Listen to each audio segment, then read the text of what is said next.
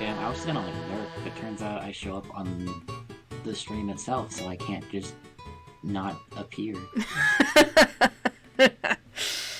While I like, hum my little tunes. Yeah, I was like, haha, you fool, you'll never know that I've arrived, even though it makes an audible sound. And then I looked and my face is right there. Yeah.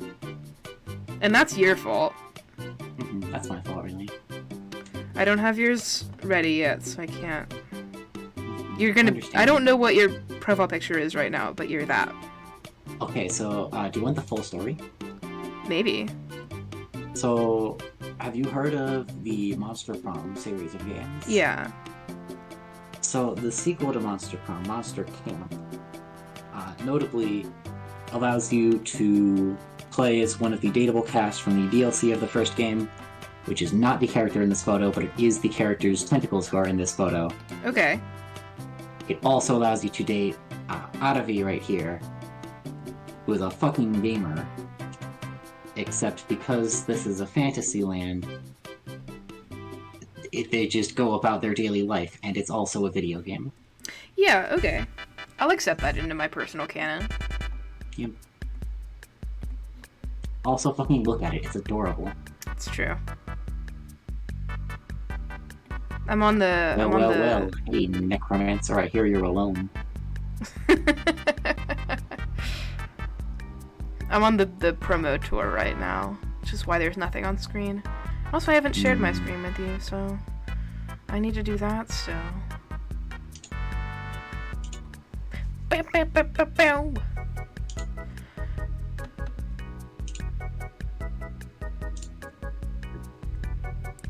Have I finished promoting?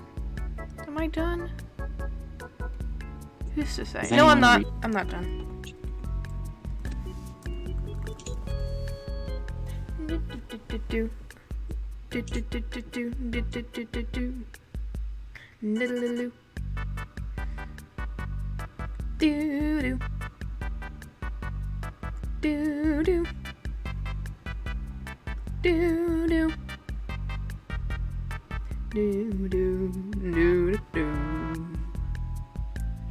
Yeah, it seems about right.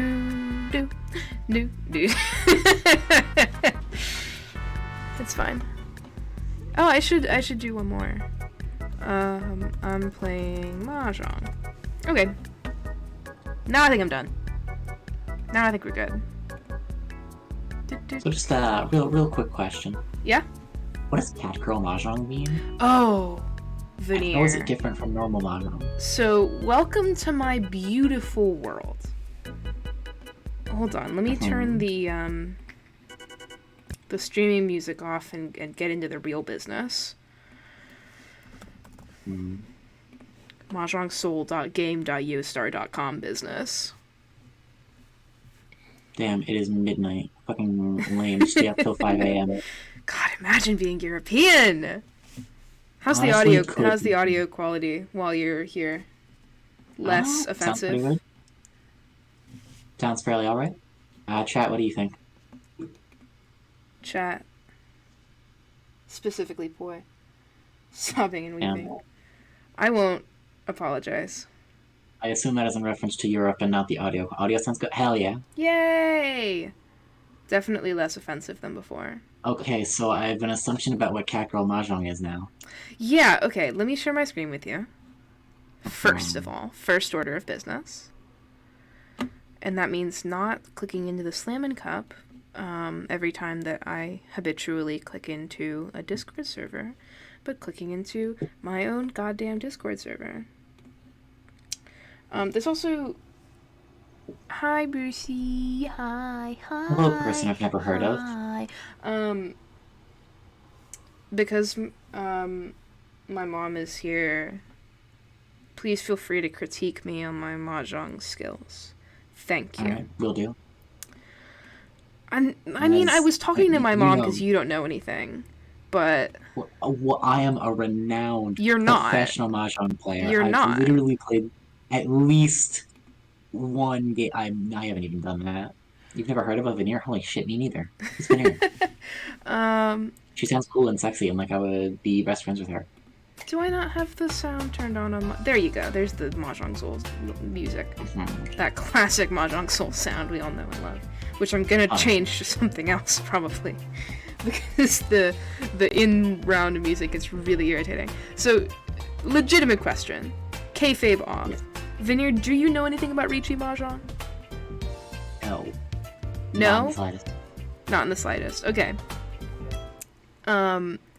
So, what's happening right now?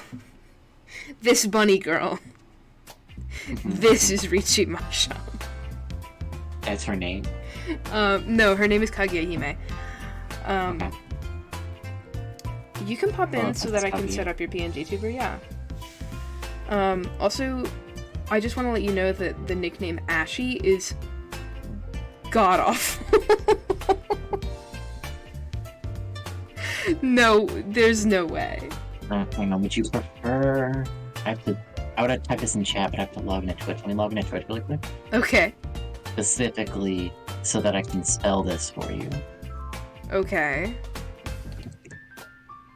'Cause why would I ever, post the Discord chat where we all on, when I could just do it here? Yeah, for sure. Bye, Poi. Good luck being old.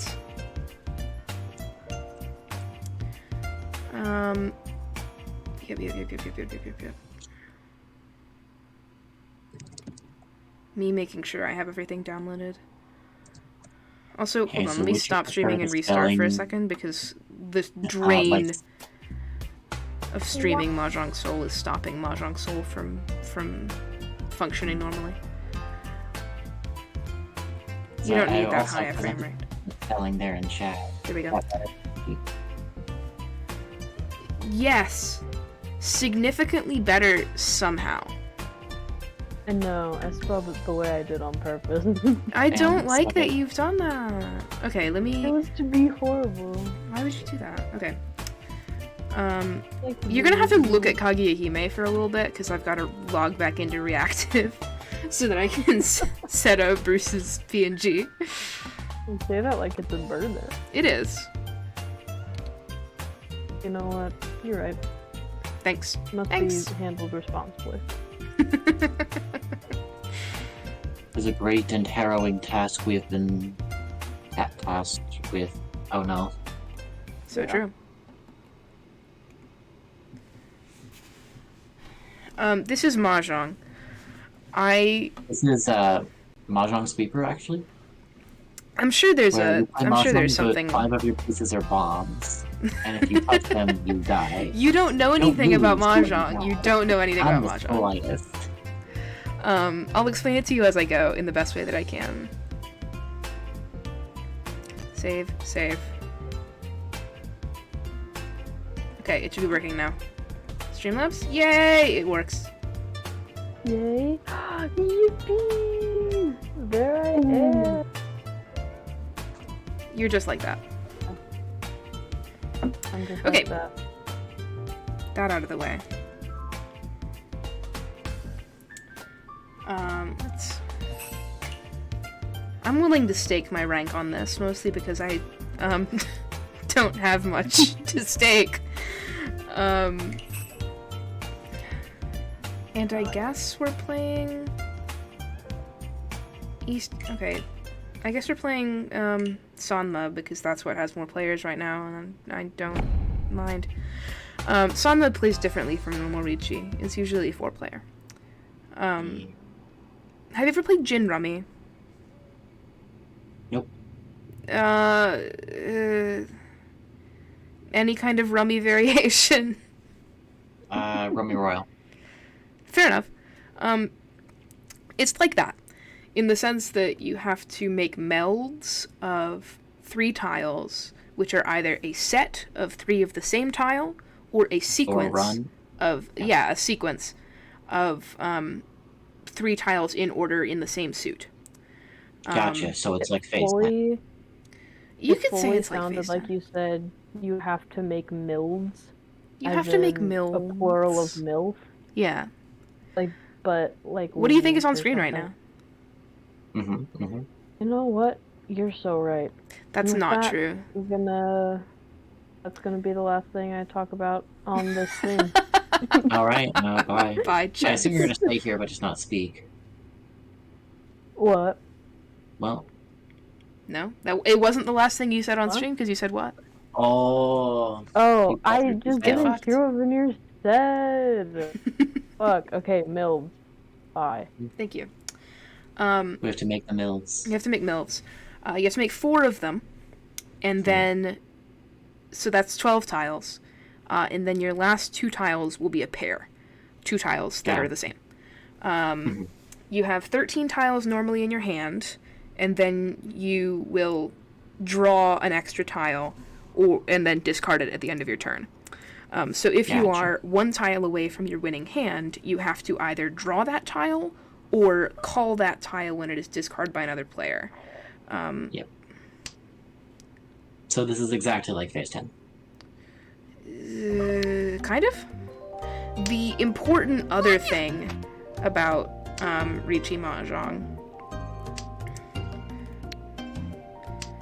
is that sorry, I lost like 5 brain cells looking at my hand just now. The other important thing about Riichi Mahjong is that in order to win a hand, you need a special win condition called a yaku. So even if you have a set and 3 sequences in a pair, you don't necessarily win, because you don't have a yaku. And a yaku is there are many. The more you have, the better, because the more points you'll earn. But the most simple yaku are things like... Oh god, I sound so southern saying the word yaku. Yaku... So the yaku you're gonna want to be getting here is... The yaku you're gonna want to get. There is a yaku for Riichi. You'll be shocked to hear this. And Riichi... Oh my god. Riichi is when you are 1 tile away from winning, and you have not opened your hand by calling a discard that someone else has discarded and adding it to your hand.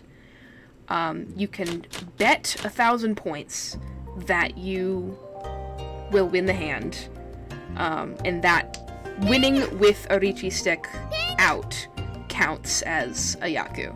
Does that make any sense at all?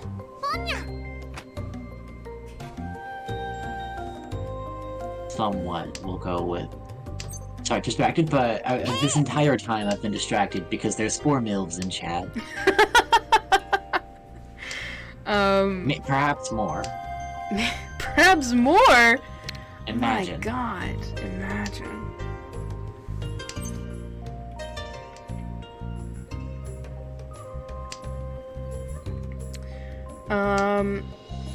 The tiles. So there's 3 suits. Pin, which are these coin-like ones. So, which are the bamboo. And Mon, which are characters. These other tiles that I've been discarding this whole time are called honors. Those consist of dragons and winds, which are fantastic, and I love that. Winds are east, south, north, and west, and dragons are red, white, and green. Getting a set of any dragon is a Yaku. So if I can get a set of the red dragon here, I am basically good to go. Then you are able to win. I am able to win. Having a set of the wind that you are on the table, so you can see I'm circling west wind. You're west. I am yeah. west wind. Or getting a set of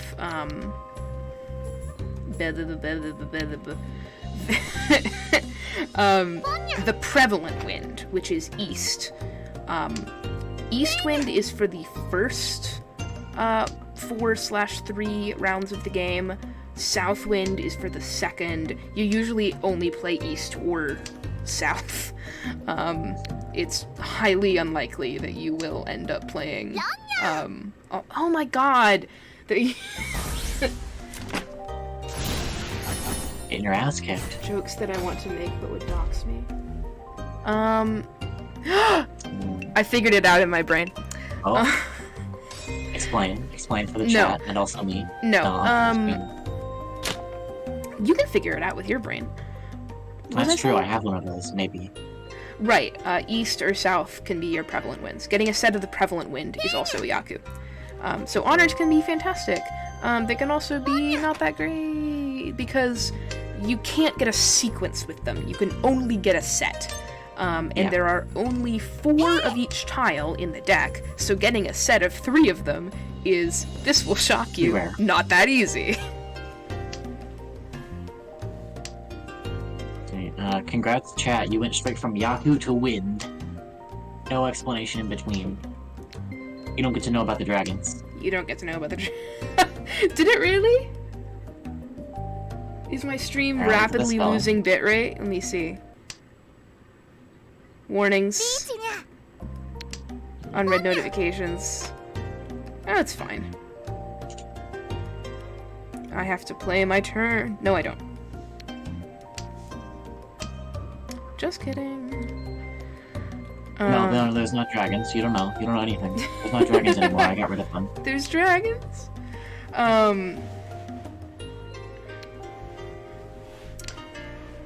So yeah, honor tiles can be really helpful, or they can... they can be really helpful because they will get you a Yaku, or you just should discard them immediately. Which is why at the beginning of a game, you will often see people discarding a lot of their terminals, which are tiles 1 and 9, and their honors. Because why mess with that? If you could just make a normal hand out of normal tiles. Yep. What else? I think I'm explaining Ricci concepts deeply out of order, just as they come up. This is a Ricci stick. This person has placed one. Isn't it fantastic?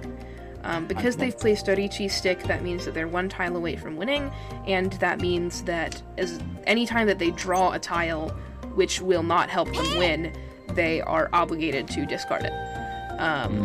There's no ability to change your hand after you call Ricci. Yep. You have to succeed from there. Yes. The ability to call, you can call Pon, or you can call Chi.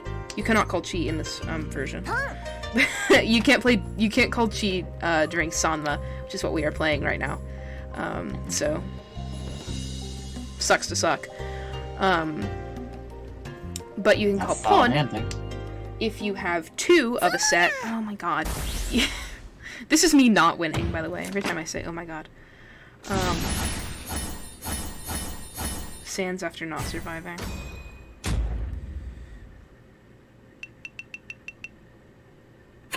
You know, honestly, ain't that the way with built-in games for your computer. The only experience I have with mahjong is a pair of tiles stuck in a pyramid. Yeah, that's how most people experience mahjong. Through the tiles stacked in a pyramid. That's what Winter calls mahjong. And every time I try and explain Riichi, they're like, no, it's not. It is, though. People often call mahjong, like, the ancient game. It's pretty new. It was developed in, like, the 20th century. Yeah, that's incredibly recent. It's just because it's, like... Riichi mahjong is Japanese mahjong. There's various different kinds, including Hong Kong, which a lot of people play if they, like, grow up playing mahjong. But, like... It's just because it's, like, Asian, and people are like, oh, the ancient oriental game of mahjong. It's like, you Yes, this asshole. game must be a mystery. No one knows how it works, and it's incredible and wondrous, and it's just from a different culture. Shut the Yeah, fuck up. absolutely. I can guess who forced you to play Riichi. I love Riichi. I have a physical set, and I play it. I just could not guess. I just have no There's clue. no way Not a of single knowing, idea. which is really messed up. Also true! Ricci, my bellici. So true. I don't know why I'm saying it like an Italian. Ricci, my bellici. Ricci. It's because I've been singing Italian music. As one does. But yes, that's true. But still, it plays on this, like, oriental thing. You understand what I mean? Yeah. Sumonya! You'll never guess why it's called Cat Girl Mahjong. It's because the default character that you get in this game, which is a gacha game, by the way, I should have expected, yes. is this girl, Ichihime, who is a cat girl, and who says everything like, Sumonya!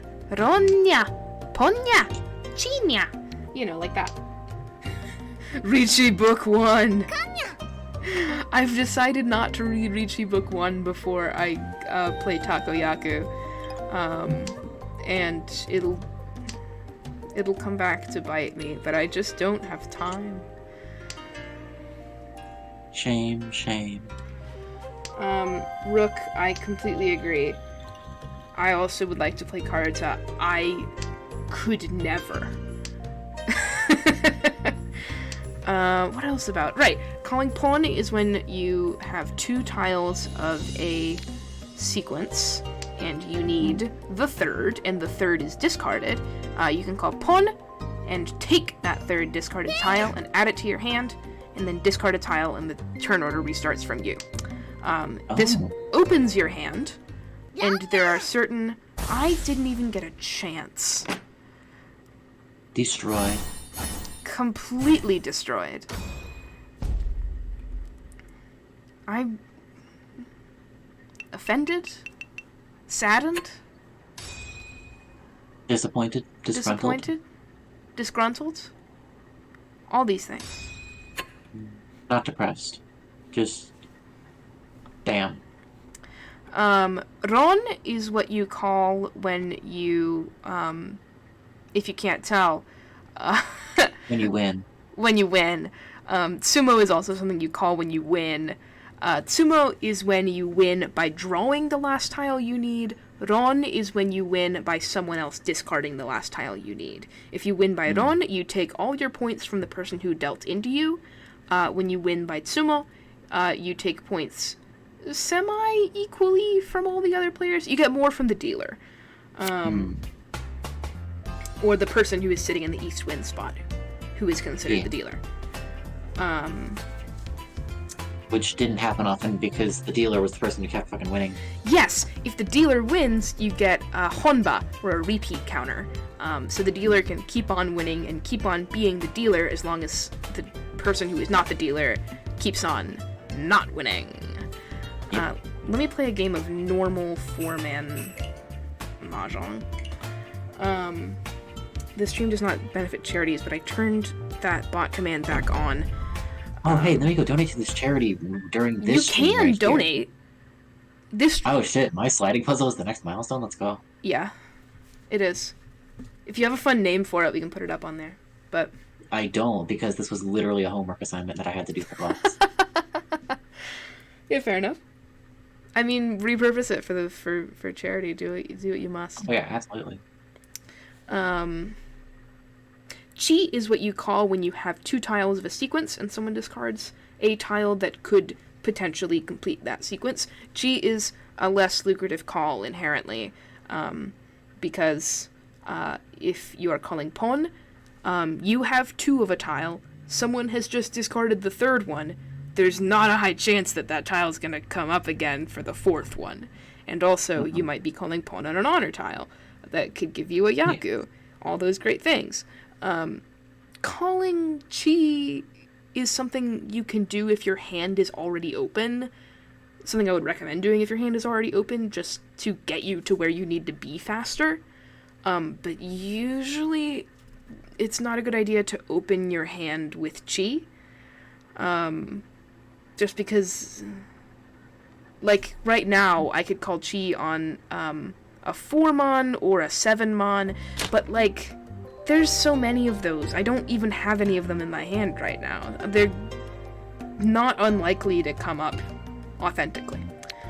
The other thing, though, is that you can only call Chi off of the person who comes before you in turn order. So I can only call Chi off of Raheel 1, 2, 3.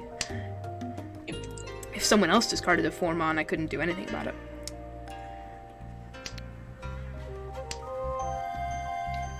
She easts on my win till I run. Is this anything? Yes. Oh my god. Well, now I guess I'm not getting a set of this, because 2 of them have been discarded already. Other Yaku, you can win with all simples on an open hand, which is helpful. That is not having any terminals, 1s or 9s, or honor tiles in your hand. That's a Yaku. So even if your hand is open, you can win by not having any honor tiles in it. Pretty sweet. Nice. There are other ways to win when your hand is open. Yakuhai, I've already explained, that's when you get a set of a value tile, an honor tile that has Yaku attached to it. Any dragon or the seat or prevalent wind. Yep.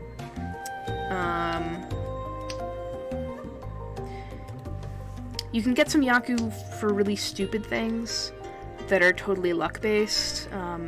There's a Yaku for winning off of the last discard, and there's a Yaku for winning off of the last draw. That's complete luck. There's no way of knowing whether you're going to get that. You can't play with the intention of winning off of the last discard.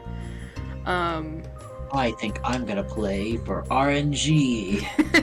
You can win by, you can get a Yaku by winning by Tsumo when you have a completely closed hand. That's easily paired with Richi. You call Richi, and then you get your last tile as a draw instead of calling it from a discard, and that's a couple extra points on your score. Again, you can't count on that. You also can't count on the tile you need being discarded after you call Richi before it comes back around to you. That's called Ipatsu. If someone discards it immediately after you might need it, but it'll give you extra points.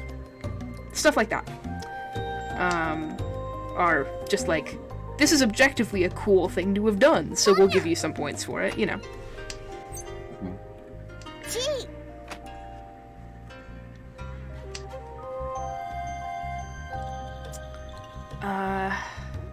God, is there anything else to explain about Ichi Mahjong?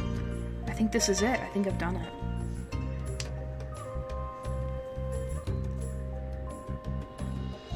There's lots of Yaku. There's a long list of them. You can look them up yourself. I still don't fully understand how scoring works, so... It just does. It just does. My brother gets it, but I don't. I've tried to understand. There's a Yaku... Your brother gets it, big ol' air quotes, steals all of your points for no reason. Yeah, surely. It's because I don't understand that he can exploit me and win our home Nichi games. Oh, don't worry, the cat girls are counting up all of your numbers. I'm sure they'll do it right. Yeah, Ichihime knows. Ichihime is my teacher. The dealer wins again. Well. Those 2 point scoring conditions, half flush and red 5. I realize I have not explained the Dora, so that's what I'll explain next. Half flush is when all of your suited tiles, all of your non-honor tiles, are of the same suit, but you have some honor tiles in your finished hand. It is a half flush. It's gives you more points than some Yaku do, so it's pretty good. It's also usually pretty obvious when someone's going for a flush because they just never discard any of a particular tile type. By the way, really quick, can we welcome Sil to the stream? Hello, hello. Hi, Sil. I'm explaining mahjong. Hello. I'm not gonna do it again because I've already done a lot of explaining. But just think about That's mahjong. fine. I'll figure it out. It's not terribly difficult. It's not the world's most complex game.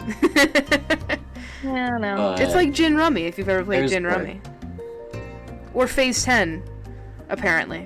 It's exactly like Phase 10. It's not. It's like Phase 10 in the It's sense literally that you the have same game. that you have to have a hand of a certain shape. You're getting runs and sets, essentially. Yeah. Of 3. So exactly like Phase 10, you get me. Right, the Dora.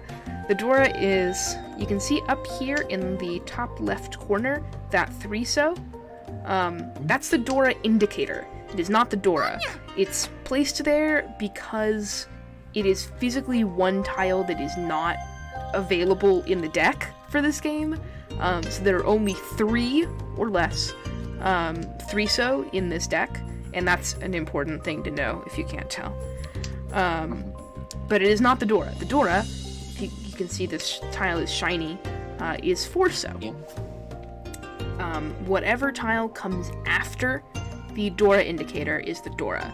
The Dora is not a Yaku. You can't win just by having the Dora in your hand, but it will give you additional points for winning. So it's a shiny. It's a shiny. It's a shiny card, like in Pokemon. Yes, it's good. You want to have it. It's not completely unlike poker. Yeah, I thought about explaining it like poker. Poker is like... It takes more steps to get from poker to reaching mahjong. So I usually just ask if people have played Gin Rummy or like Rummy Cube or something like that, and they'll get it from there. Or Phase 10, apparently. I've played Rummy, yeah. I'm only used to the solo version, so I don't really know what's going on here. Exactly. That's what people think of when they think of mahjong, is they think of the tile matching game. I have never seen that in real life. I have never seen that, period. You don't know about mahjong, the tile matching game? No. That's fascinating.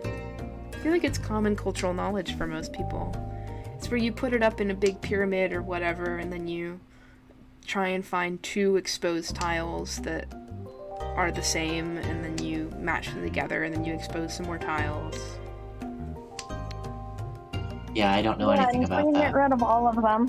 And you try and get rid of all of them. It feels only possible on computers because occasionally you have to shuffle them. But, like, and that would be completely inefficient in real life. But I guess if you were doing it in real life, you would just lose sometimes, like solitaire. Yeah. But I mean, mahjong... you're like, oh, everybody knows this is common cultural knowledge. I assume it is common cultural knowledge that you know at least 10 characters from the Red Dragon Inn, and this is not true. Nobody knows No, that. you're like the XKCD comic that's like experts am. vastly underestimate. Oh, absolutely. It's not the same game. Because me, I could name every main release Red Dragon Inn character and most of the allies. Yeah? Yeah. I've never played Red Dragon Inn. It's so fucking good. Let me tell you about this game. You don't have to. I come from a board gaming background. Hell yeah. For me, I assume that everybody knows what a Babarusa is. A Babarusa? What is that? I'll find you a picture real quick. Okay.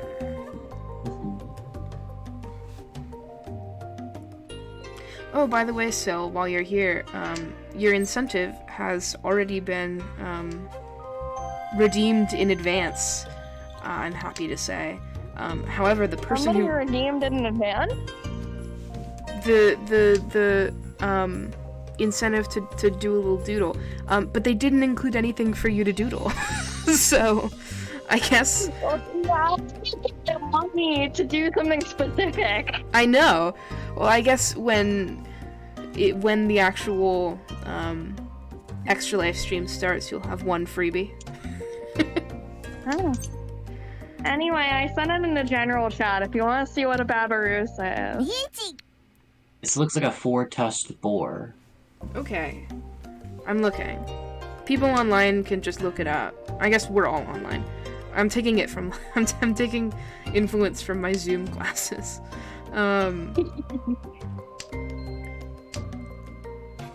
For all of you who are watching it's from just home.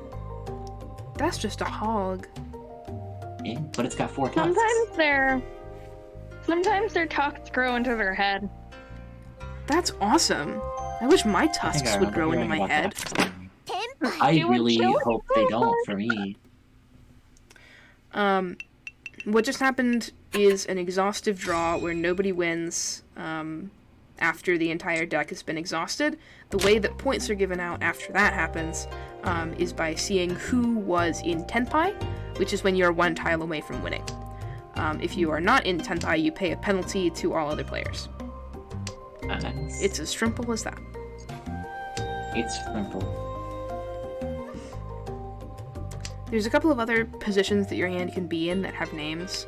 I have learned from Ivy Takoyaku that when you are 1 tile away from Tenpai, it's called Ishanten. But that's not a meaningful category within the actual rules of the game, so yeah, it's just a thing people say. Oh, there's a couple of Yaku that you can get using hand shapes that are not standard. For example, I have 3 pairs in my hand right now. If I were to make a hand of 7 pairs, even though that is not a standard hand shape, in which it doesn't have 4 melds in a pair, that is a Yaku, and I can win with that hand. Same if I got a hand... 7 pairs is pretty impressive. Except that you have a 13-tile hand, which would mean you can't get 7 pairs unless you have drawn into one. Yes, draw into or get a discard from someone else. You can call it on even if you are not, like, in Richi or whatever, as long as you are in Tenpai and they discard your weight, which is another fancy way to say the tile that would let you win.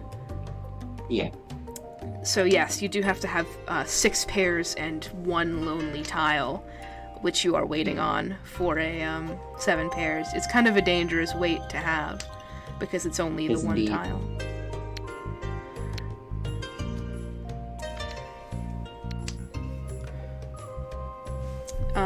What else?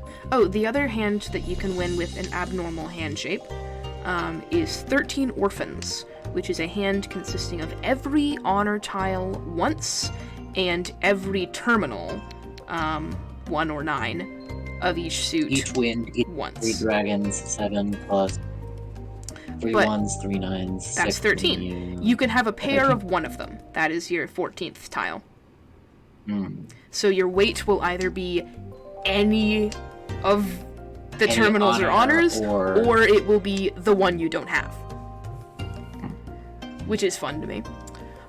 The only other way to win, there is a way to win which does not depend on your hand shape.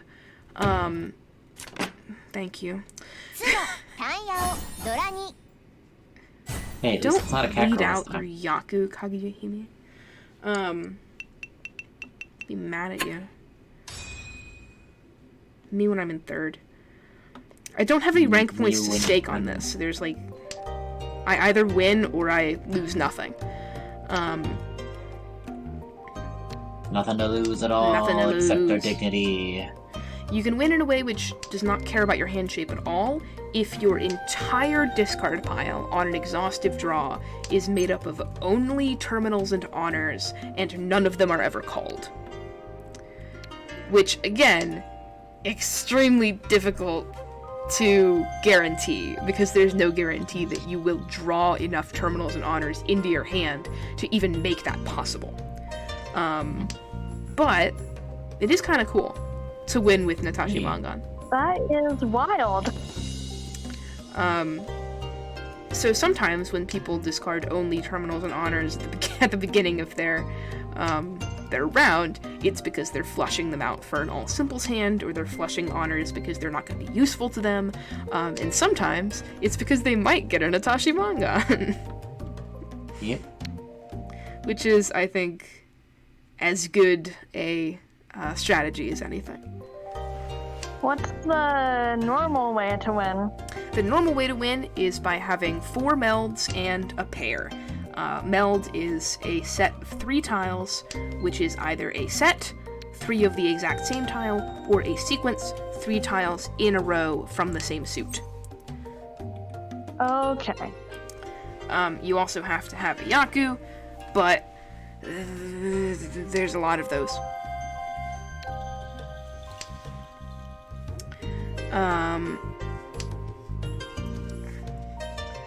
Mahjong Soul is a fun circumstance. The client that I'm playing Mahjong on right now is a fun circumstance to play Mahjong in, because this is the most popular online client for high-level Mahjong tournaments.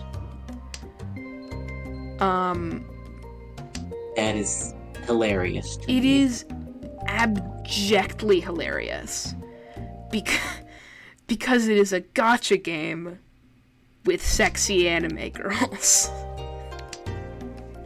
And this gacha game with sexy anime girls is where the grandmasters of Recheat Mahjong come to play. So, like, that's all I have to say on the matter. Very silly. It's extremely silly. Yeah. I don't want to say I'm a sucker for a gacha game, because I have only ever once spent money on a gacha game. I think it's kind of ridiculous to spend money on Mahjong Soul. But that being said, I am a little bit invested in the gacha aspect, because that determines what character you get to play as, and some of them are pretty, like, they're good. I like Kaguya-hime. Kaguya-hime is the only proper character that I have. The only character that I have that you don't get by default. After this game? Will I show you? Kaguya-hime? Yeah. I absolutely will. Yeah. She's on the main screen, so you will get to see her. I'll show you Ichihime and the character whose name I have literally forgotten as well.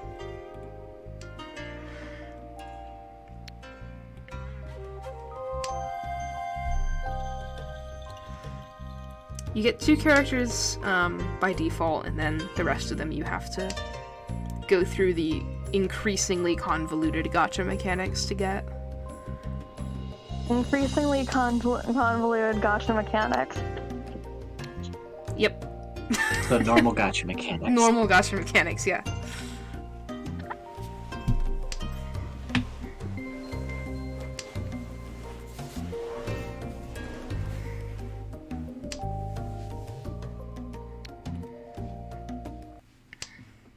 I love looking at the stream and seeing us talking with just a little delay. Yeah, that's funny. Oh, there's another call that you can make. It's called Con. You've seen it a couple times now. Con is when you have all 4 of a tile. You can call a closed con, which is when you draw all 4 of that tile. You can call an open con, which is when you have 3 of that tile and someone discards the last one. You can add a tile to your con if you have an open set, and then you draw the last tile in it. Whatever type of con you might choose for your personal enjoyment.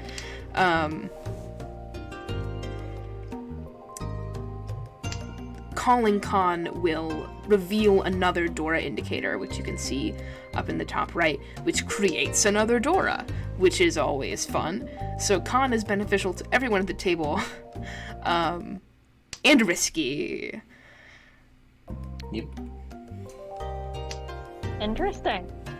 There's also a Yaku for when someone calls a con and then you get a win by calling their con. That's called robbing a con, and it is the only call that you can make after someone else calls. So it's like Uno? Almost, yeah. Someone opens their hand to show you all of the beautiful tiles that they have, and then you are like, oh, you've shown me the beautiful tiles in your hand, so I guess I'll just take one that I need to win. And then you get a Yaku for that. I was Exhausted. I was not in Tenpai. I have to pay 1,000 points. Oh no. Shame The upon penalty that you pay for not being in Tenpai is called the no 10 penalty, which I love. You and I have no 10. No, 10. Some kind of 10-less loser.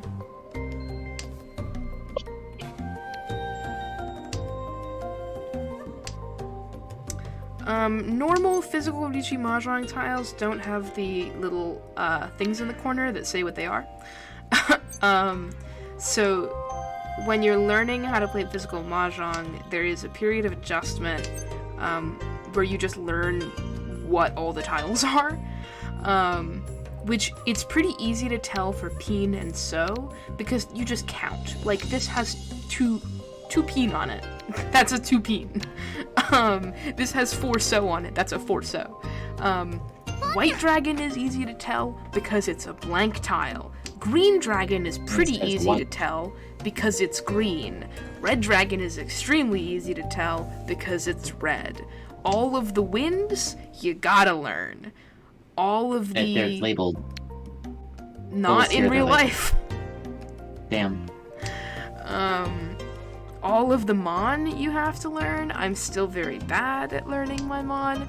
Those are just like hiragana characters for the numbers, and I just don't know them. Which is a little embarrassing. You would think after playing so much Mahjong, I would like get it at some Vaguely point. recognize. But no. There's a really good joke in my family where every time my father discards either a south wind or a green dragon, he can't always tell which one it is. And so he consistently says the wrong one. And so every time he's like, I've discarded this. We always say the names of our discards, which is just fun. Yeah. Oh my god. Please let me win a hand. I'm embarrassing myself. But every time he legitimately successfully identifies the tile that he's discarded, we just say the other one. For fun. Yeah. There's a really specific way that you have to set up, IRL Riichi Mahjong, which is extremely fun, and I'm really sad that there's, like, no way to emulate that in the digital world, because there's no need to, right? You don't have to, like, build the walls that you draw from, because that's all done automatically and shuffled automatically. But there's such extensive rituals to prevent cheating. Everyone has to put their hand in the mass of Mahjong tiles to shuffle them. When you build your wall, everyone grabs, I think it's 14 tiles for 4-person. It's just that I usually play 3-person, so it's 18 tiles. But you grab 14 tiles, you put them all face down in a row, and then you grab another 14 tiles and you put them face down in a row, and then you put your first row on top of your second row. You don't put them on top of each other like in the order that it would make sense to do that, and that's an anti-cheating measure.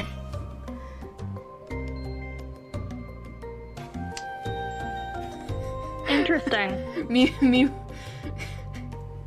Oh no, you're losing. I'm leaving for unrelated reasons. You're so mean to me.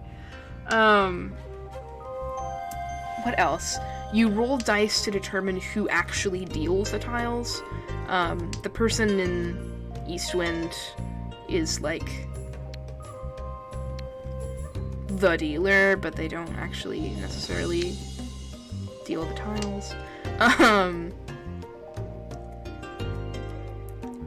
And then you roll dice again to determine who you start with, like which wall you start with when you're handing out the tiles.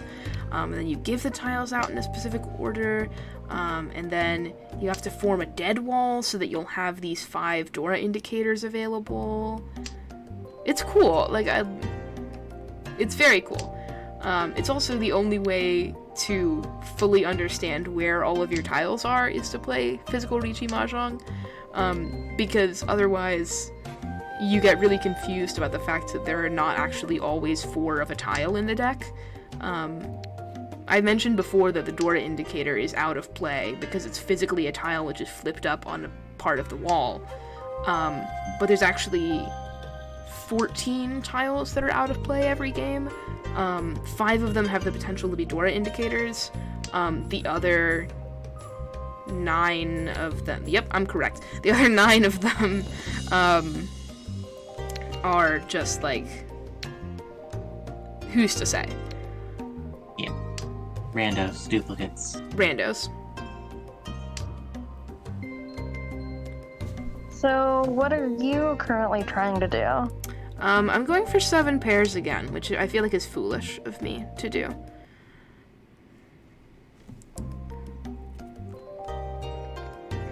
I really need to win a hand, because right now I'm in 3rd, and that's not an advantageous position for me to be in.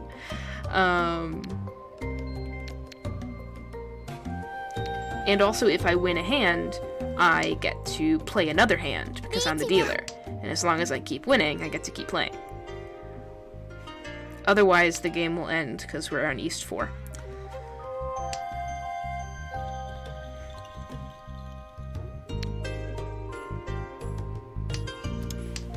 I could also totally change directions and go for, like, a full flush. There's Riichi Book 1, much memed upon in the circles I run in,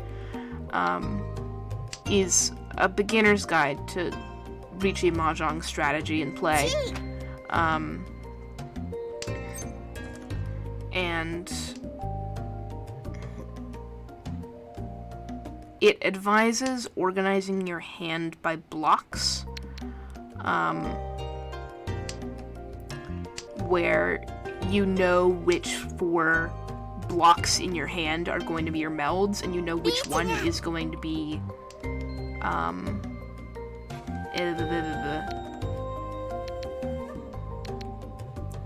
your pair.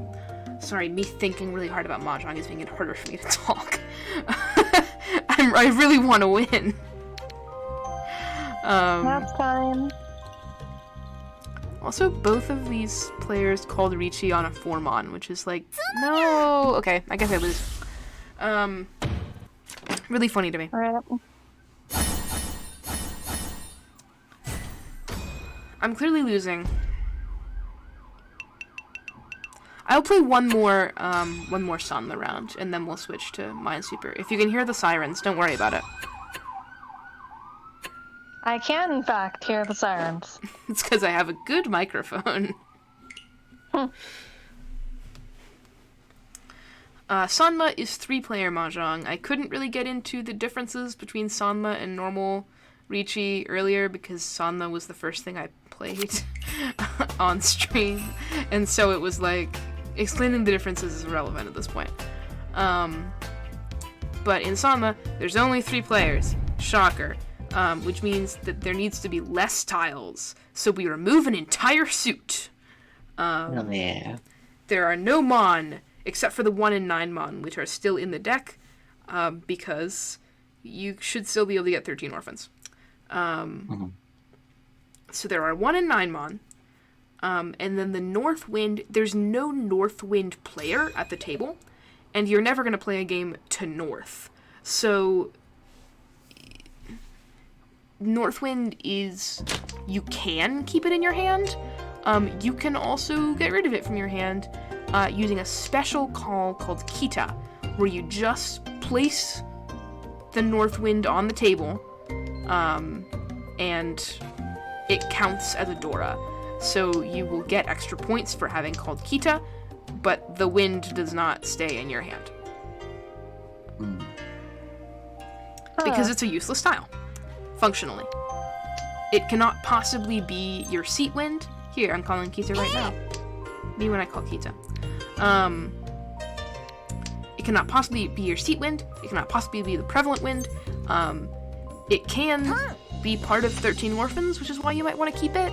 Otherwise, you might as well get rid of it because it's not giving you anything. And it's just functionally harder to form a hand with an honor tile than it is to form a hand with a normal tile.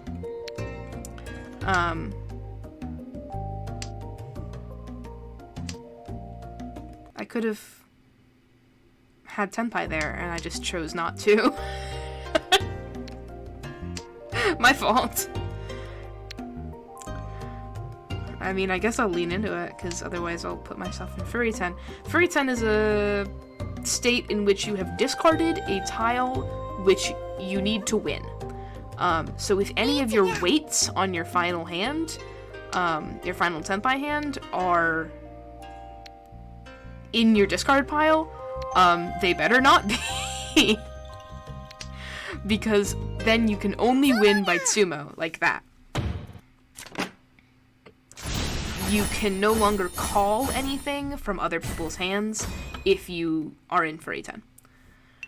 You can also be in temporary Furry 10 if a tile that you could call to win is discarded and you decline to call it. At that point, you cannot call again until it comes back around to you.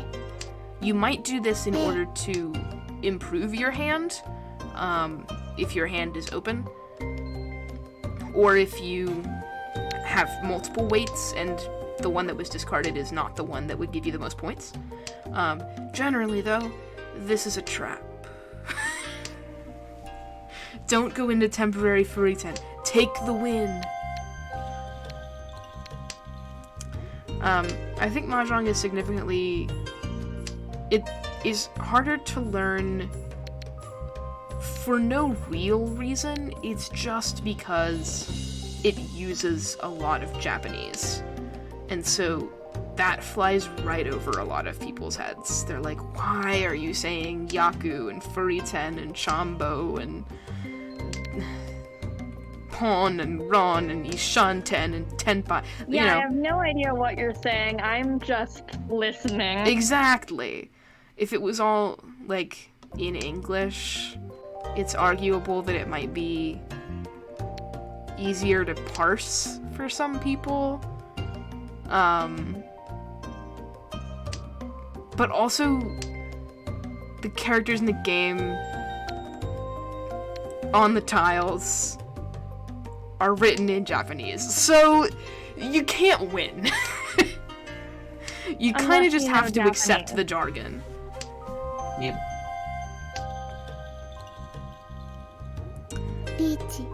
Oh, the other difference... Yes, hello. The other significant difference in Sanma, 3-player, is that you cannot call chi. So don't. You can only call Pon, because Why are both of you... You've put so much pressure on me. Well, never mind. No, you haven't. Because there are only 3 players, half of those players would be eligible for you to call chi off of. So it removes the element of like, oh, you can only do it off of certain people. Not really. So just don't have it. Easy as that.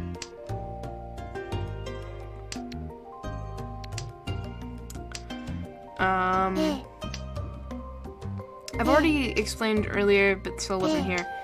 What the hell? Stop. Anyway, that Ron is much worse than Sumo because all of the points are taken from the person who dealed into it. When someone is in Richi, and the only discards they can make are from the tile that they just got, as long as it wasn't one that they needed to win, it becomes incredibly important not to deal in, because you know for a fact that they are 1 tile away from winning, and you are standing between them winning and you losing. So dealing in is bad. You should pay attention to what tiles they have discarded and to what tiles other people have discarded. I'm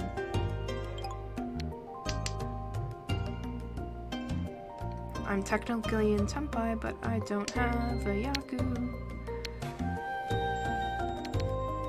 And I'm gonna What is be a Yaku? in Furitan.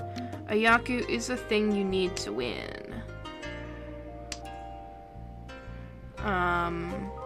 If you don't have a Yaku, you can't win. A Yaku is a specific combination of tiles, etc., which is fancy. Like, for example, a Yaku might be getting a set of the red dragon, or a Yaku might be getting a complete hand which has no terminals and no honor tiles. Those are Yaku because they are special configurations of your hand. Stop calling. I mean, you can keep calling Khan, it makes everyone's hands more valuable, but I can't win right now, so don't do that.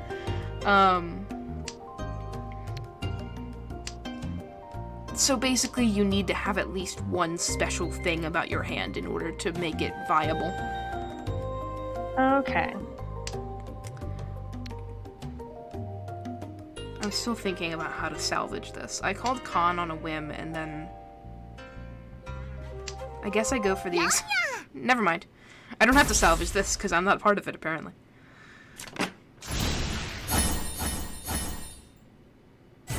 This person just winning like hell. Yeah, that happens. When you're the dealer, you can get away with a lot, because your hand doesn't need to be valuable. It just needs to win, because as long as you win, you get to keep being the dealer. So, like, you can get some really weak sauce hands, and just slide right through. And that's why the dealer tends to win a lot in Sanma, because high pressure play is highly encouraged in a style of mahjong where there are a lot more valuable tiles, and where it's easy to get a Yaku, and it's easy to call, and basically everything's kind of in your favor to have a really silly, funny time. But if you let the dealer get on a run like this, that's not great. So right now, my aim is to win this hand, so that the dealer does not end the game by putting someone out of play, which is entirely possible. If you run out of points, the game ends.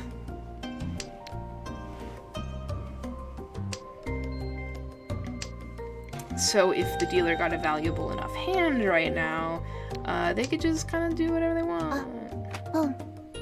Ooh. Just like not. And then I would also lose my rank points, my valuable rank points that I don't have any of. all of them. Can you All believe of it? them. So many points just I would gone. lose all my rank points because I am ending the game with less points than I started the game with. So even though I'm in second, that doesn't mean anything. Oh. Holy hell. I can swear on this stream, but for some reason I didn't want to. Yeah, who would ever swear on stream? What the fuck kind of talk is that?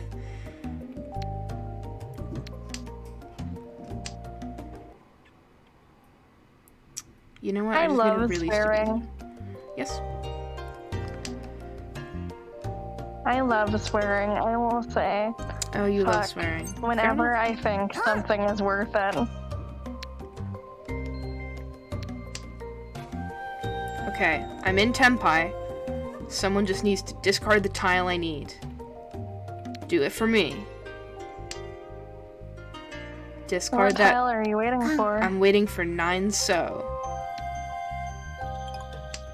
That means something, I'm sure of it. It's this 9 of bamboo that I have in my hand. See, my hand setup is that I have a set of my seat wind. That's a Yaku. Great. Yes!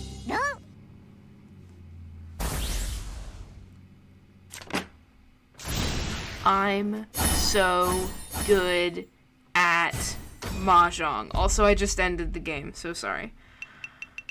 But I got it. I got some rank points. I didn't win. But I ended the game with a positive score, and that gives me 4. Hey, you weren't 5,700 points under. Exactly! That was a good hand that person had, so I Yay. feel a little bad for ruining it, but like I haven't won a hand all day. So we take what we can get. This is Kaguya-hime. Right here on the main Oh, screen. Kagehime. Kaguya-hime is a rabbit girl. I don't know why she's everyone's favorite. She's not a default character, but she has like a figurine of her that exists. I have no clue why that would be. Who's to say, honestly? But I'm a very lucky person who has Kaguya-hime. I'm also just gonna claim my dailies real quick. And that's all that needs to be said about that. From the Halloween special gacha in Mahjong Soul. And I'm gonna switch to Minesweeper, which is, I think, a slightly more friendly experience. Minesweeper. I've played Minesweeper. True. Let me put on some...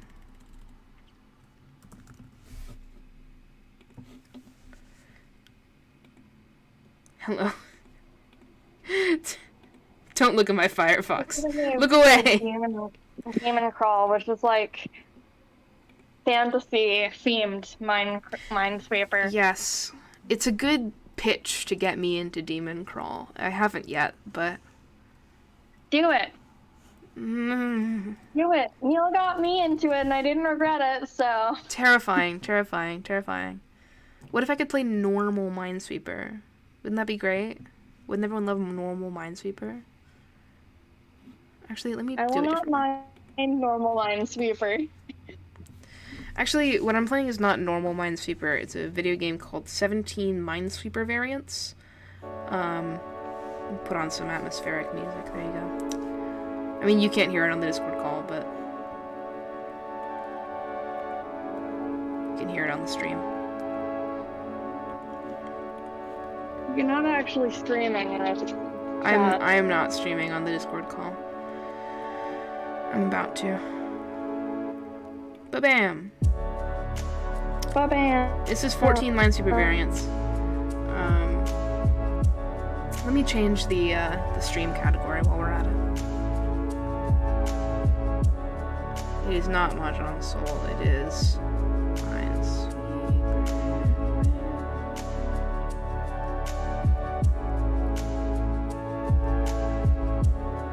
There you go. Done. Yay. Now no one can accuse me of baiting them into watching a mahjong stream when actually they were getting minesweeper. It's fun. What I like about 14 minesweeper variants, I have not actually gotten into the variant part of 14 minesweeper variants, which is kind of funny. Let me turn this music down, it's really loud.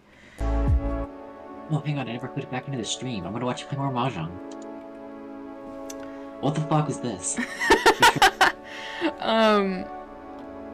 But the fun thing about 14 minesweeper variants is that it is, as advertised, 14 minesweeper variants. So for example, this variant is that there must be at least one mine in every 2x2 area. This variant is that each mine in a colored cell counts as 2 mines. And then this is vanilla minesweeper, which is all I've been playing so far.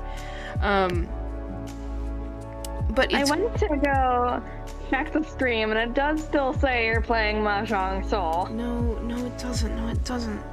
No, it doesn't. Don't lie to me. I'm playing 14 minesweeper variants. I edited the stream info! I am sending you a screenshot. I edited the stream info! No. How so very dare you? Hush, hush, hush, hush. Hush. Oh. No, we're calling you out. Why would... Not like this. Now hang on. I'm not calling you out distinctly. I'm staying entirely neutral. Oh, okay. Hooray! Okay, now it updated. There you go. Yeah, because it had already updated for me, and if I call you out, then I'm lying, and I can't lie to you. You can't lie, yeah. I can just creatively not tell you the truth. What the heck? What the heck? Anyway. Anyways. What I do like about the vanilla minesweeper and 14 minesweeper variants is that, I'm kind of a puzzle game addict, if you can't tell by what I've chosen to do for Extra Life this year. And so, when I play Minesweeper, I much prefer it to be solvable, logical Minesweeper. In other words, like, not traditional Minesweeper, which is entirely, there's a lot of chance involved.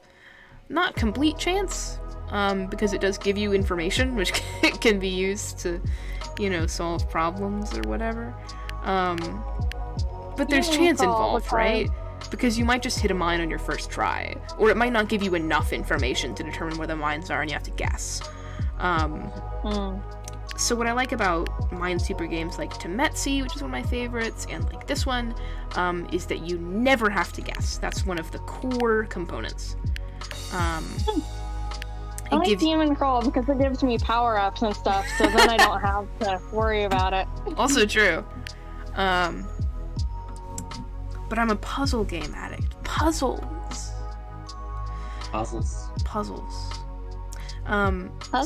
So you can see stuff like this has a mine count. There'll always be 20 mines in each puzzle, so if I'm stuck, I can check how many mines are left, and that's how I solved the last puzzle, is because there were 5 mines left and only 6 spaces, and I knew 2 of those spaces could only have 1 mine in them.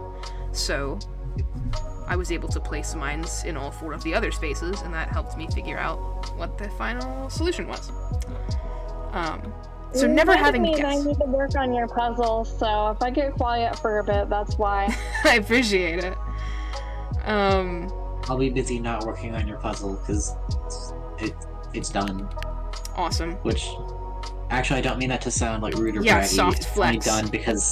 It's only done because this is literally just an assignment aforementioned, that I'm feeling from myself. It was an assignment you had to do.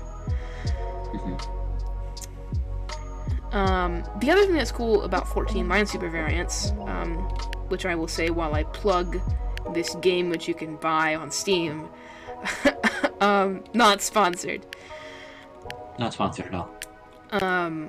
If I was sponsored, that'd be so cool. Creators of 14 Minesweeper variants, please at me. I really like your game.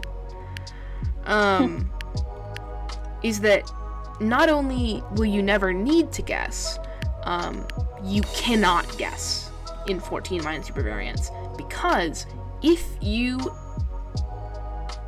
place a mine or click on a tile, which otherwise would be correct, but the game knows you do not have enough information to make that judgment, then it will automatically rearrange the rest of the mines in order to make your guess wrong. Which is a cool feature which prevents you from bullshitting anything. Because if you try, you'll just get exploded. Or the puzzle will become unsolvable. This is called playing in expert mode. You can also turn it off. I would never do that. So that's how I'm playing now. So you can see, like, I'll sacrifice this puzzle that I'm working on right now to make an example.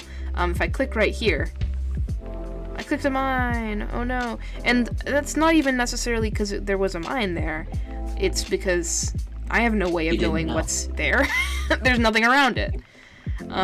There's not enough mines left for me to eliminate all possibilities or whatever. It's just there's no way for me to know. So either there was a mine there or the game rearranged itself to make it so that there would be a mine there. You can also undo instead of restarting, but that makes it not a perfect clear, and I would never do that. This is going to become a problem when I play Professor Layton.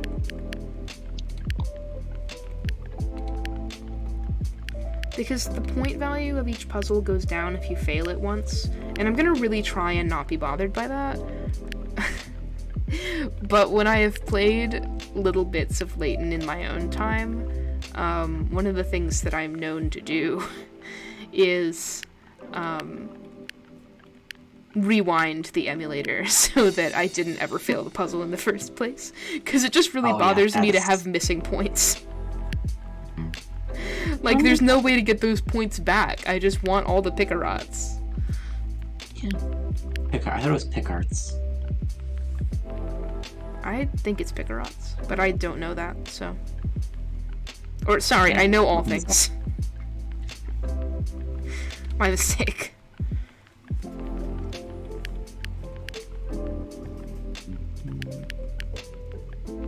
Anyway, this is transformed into a chatting I believe stream. you're right. Yeah, I believe it is Picarots. Hooray! I'm going to continue to call them Picard. Because that's how it is in your brain? Mm-hmm. Yeah, fair enough. And I will just be wrong. It's nice to be wrong and at peace. Why are the mines weeping? No. It's the saddest shit I've ever heard. Damn. They're so sad. I'm sorry that what I'm doing to the mines is making them so sad. I know, they were all primed to explode. And now I'm really marking them and whole preventing them from robbing fulfilling them their of life's their goal. life purpose. Oh. I'm sorry, mines. How I'm would sorry. That's why the mines are weeping, Kepler.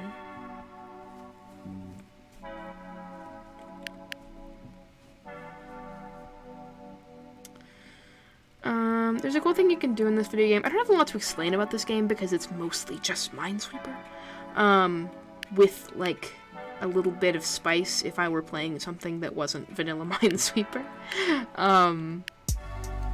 But there is a cool, like, time-saving feature in this game, which I'm using a lot, where you can, if all of the mines around a clue have already been marked, you can click on the clue to just automatically reveal tiles which are not marked, or if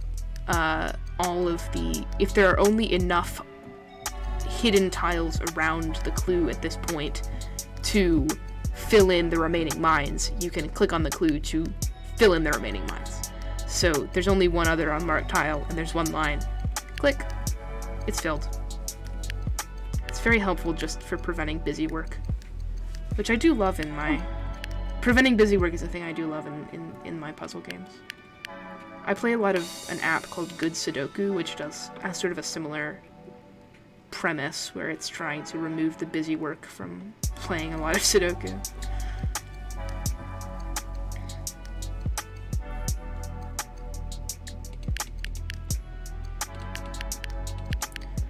In the fact that it gives you, like, auto notes on your puzzle, so you don't have to note everything manually. Very helpful. There's other stuff. Oh, you can see, like, you can highlight all of the tiles which can possibly be a certain number as far as your notes are concerned, which allows you to more easily look at, oh, this is the only tile which can be a 2 in this square. This is the only tile which can be a 2 in this row, stuff like that. You can see it more easily if it's physically, visually indicated. So it does that, which is, I mean, I find it helpful.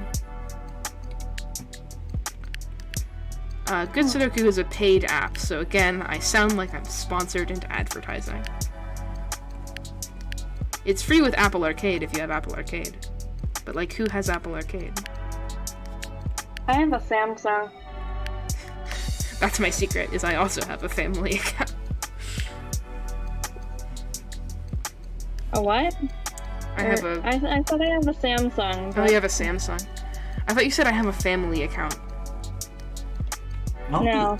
What? What? How did the numbers work out for... Not the numbers. How did the... What? Samsung and family account. It's... I heard... ow.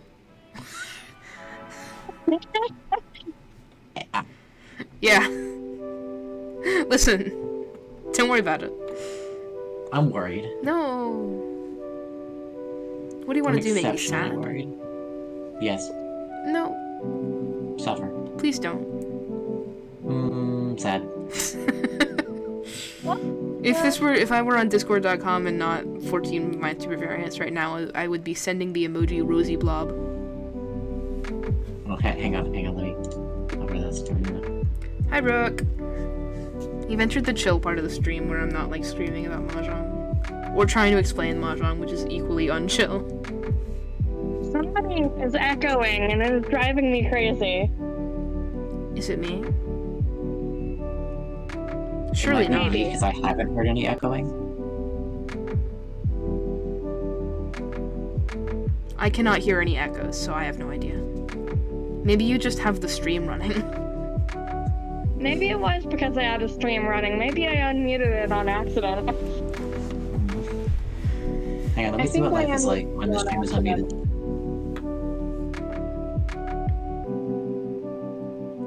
There's nice chill music in the background when the stream is unmuted. That's Are you true. a fan of that? Because I'm a fan of that. It's very chill. You can experience that only by having the stream open and not by hanging out with me on discord.com. This will not be an issue during actual Extra Life. Gotcha, so I, during Extra Life, should have the Twitch stream open but not the Discord one, so I can respond actively and on time. Yeah. Please do that and then report back. Okay, hang on, I'm setting that up really quick. No longer watching that. I fucked up. I can't deafen but not mute myself, so I will just personally turn down both of your volumes to 0. I can no longer hear anything that you are saying, and opening Twitch. It's really helpful that you would do that. Now I have to stay silent until Veneer responds to this. It is indeed really helpful. You don't have to stay silent. You can continue talking and be the next thing that I need to do in Photoshop. Sorry, what? I gotta ask Mom about it. Something about Photoshop? Yeah. What about it? Your puzzle involves Photoshop. Specifically, I'm making it in Photoshop.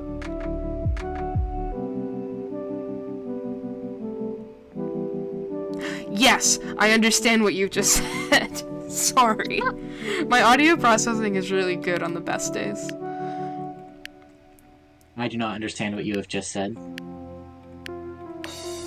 What I said is that I'm making my puzzle in Photoshop. Maybe I shouldn't be on like a 10-minute delay. Maybe not. It's really helpful to how I am able Maybe. to communicate with you. It's a good bit, though. See, Yeah, it sounded like you were everything just I agreeing with do. me saying it was a good Excellent bit, but I bit. know you weren't because you're behind. Gonna be make sure be doing this live.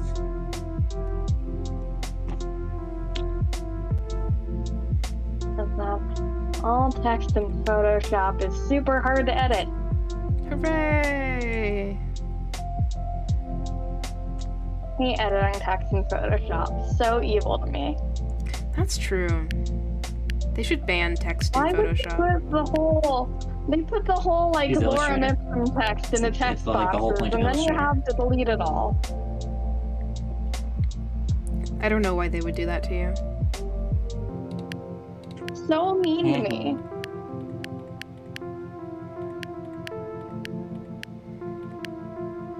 Incredibly mean to me. Cruel and evil. Cruel and evil. Cruel and unusual punishment.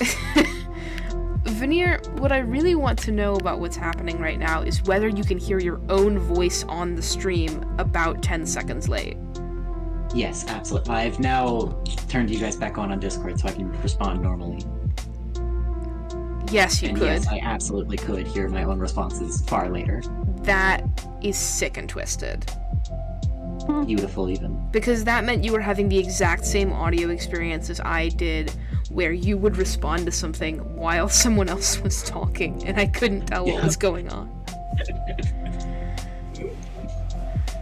I cannot believe you would do that to me, personally. No, I can believe I would. Me too, I just want to live in a better world for a minute. Don't. Live in a worse world. Cruelty. In 14 minesweeper variants, there are 100 puzzles of each variant, I guess.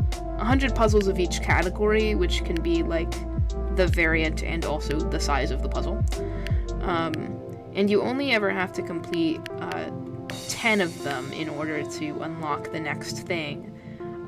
But I'm really dedicated to solving all 100, because that's the kind of person that I am. And so that's what we're doing. And when I've solved all 100 of them, I'll end the stream.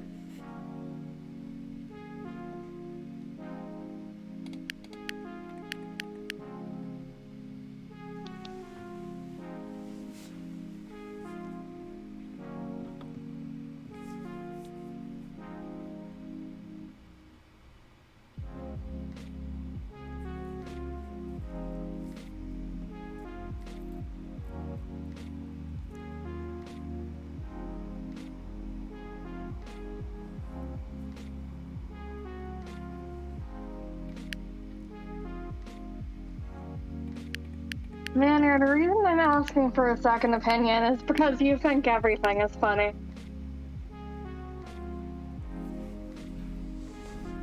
Who thinks everything is funny? That's Vanier. not entirely true.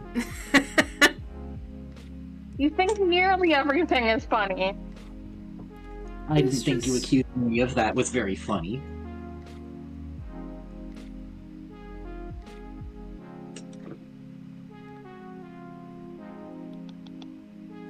Someone has donated to Extra Life over the course of Eh, the thank stream, you, but it was Maddie. about an hour and 20 minutes ago. I'm sorry that I was looking at my actual,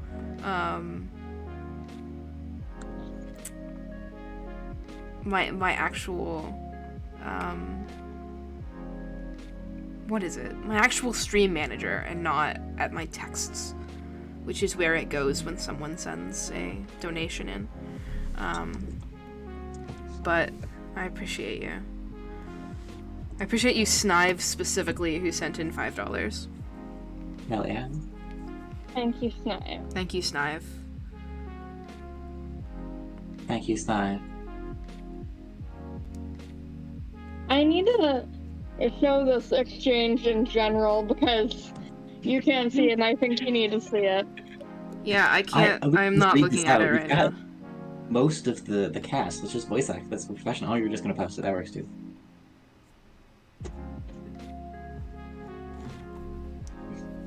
Hold on. I'm looking. General chat. Oh shit, I'm macro 5607 over there. You're on mobile, that's why.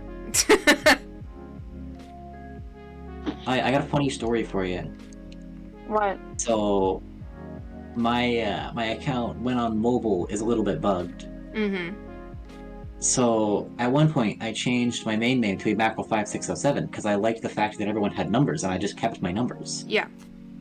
Well, then on mobile, I got hit by a funny little bug where I still have a numeric tag, but that tag is 0000, which is an invalid tag. Yeah, of But course. if your tag is invalid, you can't change your name, Mm-hmm. which is understandable because that's just an error. So I'm like, okay, let me change whatever my tag is since those don't actually exist. And I go to change it and it goes, hey, whoa, whoa, whoa. You're not giving us money, so you can't change that. Yeah, you need Nitro in order to change your tag. So I'm just stuck with a bugged tag. That's hilarious. And Indeed. really, really terribly inefficient. Oh yeah. Absolutely horrible.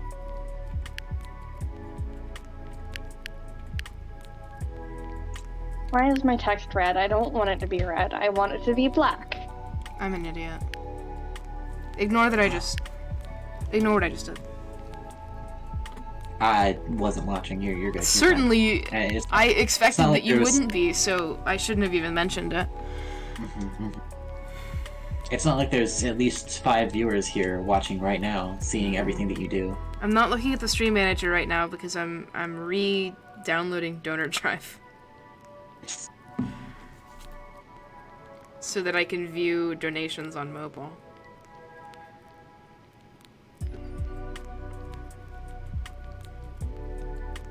Hold on. Oh my god. Everything's fine. Everything's fine. Everything's okay.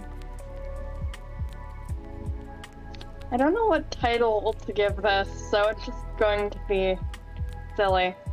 Okay. Peace and love. I should have given my puzzle a silly name. You should I don't have have. any theming for it though. Donations.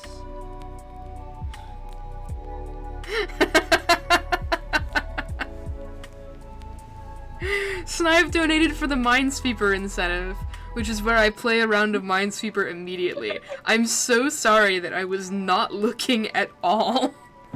I'm playing minesweeper now, Snipe. Does that help? I don't even know if you're here. I'll ping you. I love that your fulfillment note is... I love that your comment is dance for me. Thank you. Dance for me. Dance for me. Minesweeper dance. Don't dance in my fields, Minesweeper it's bad for beam. health. Snive, you're probably not here right now, but thank you for donating $5 to local children's hospitals. And thank you for donating $5 so you're now our official first entrant into the Extra Life raffle for this year. There's so many things that you can win. You said, donated for me to do a silly drawing. Sorry, what was that? Was Snipe the person who you said donated for me to do a silly drawing? It was not. I believe that the person who donated for you to do a silly drawing was one of my relatives. But I can't be sure.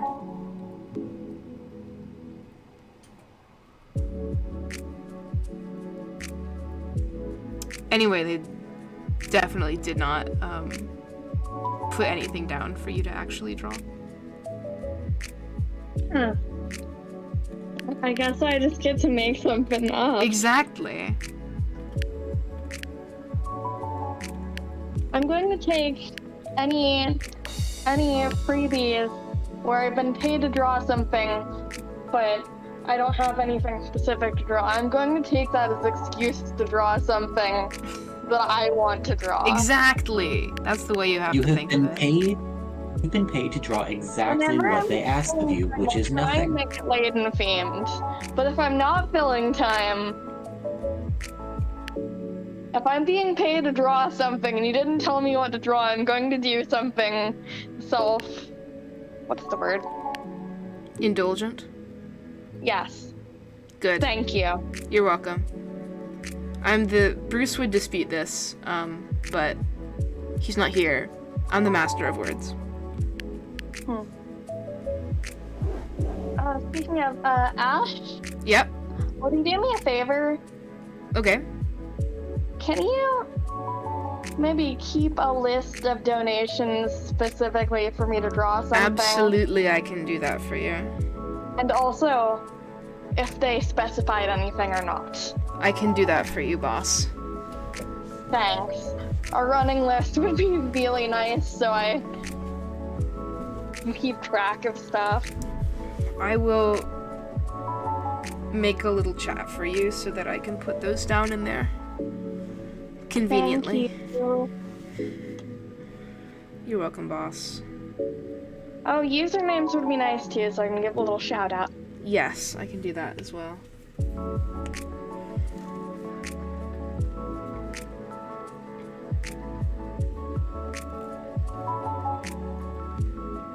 Okay. Da-da-da-da-da. I'm not staring blankly at this puzzle because I'm doing something else. I'm staring blankly at this puzzle because I don't know how to progress. Yes, I do. Never mind. Me when I lie.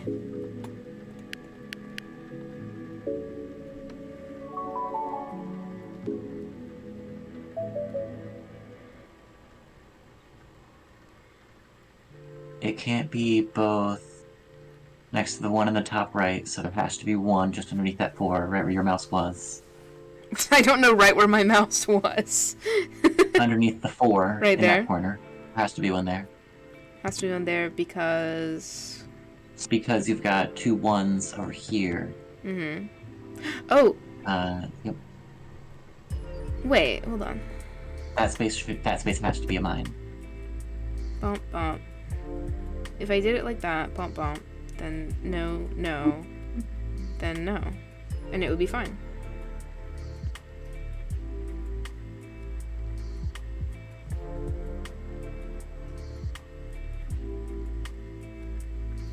If you placed 2 mines there on one for each of the ones, then it would still be... It would still But work without putting one the right one on there. the bottom is already connected to a mine. You're right, because I'm an idiot and I forgot to fill that in. Me when I don't see. Me when I do see. One day I'll put out the sun. Then you won't see. None of you will fucking see. Hey, watch this. I'm gonna not see right now. Tabs out of Discord. Yeah, that's funny. I should put an incentive for someone to put a joke to be reviewed by my official joke review service. My joke review service is what I call it when literally anyone makes a joke and I go, yeah, that's funny. It's pretty funny.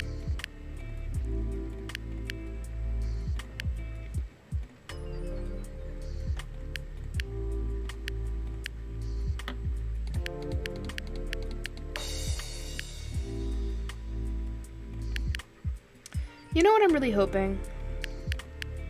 The day of What? Extra Life is also homecoming day for my university. And that is... It should be fine. But I'm really hoping that there are no loud festivities happening outside because I know that my mic will catch them.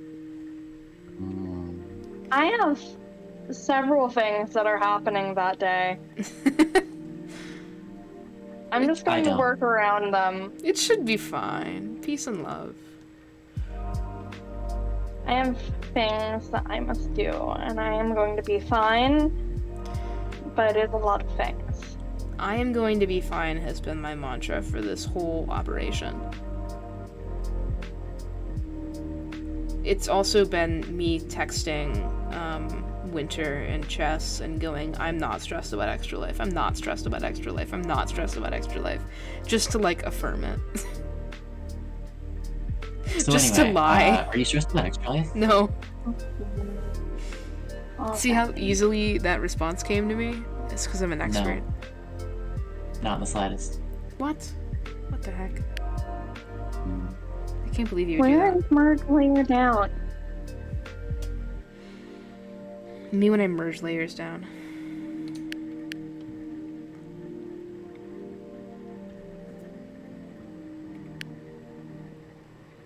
Or rather, me when I don't, because I can't find the option.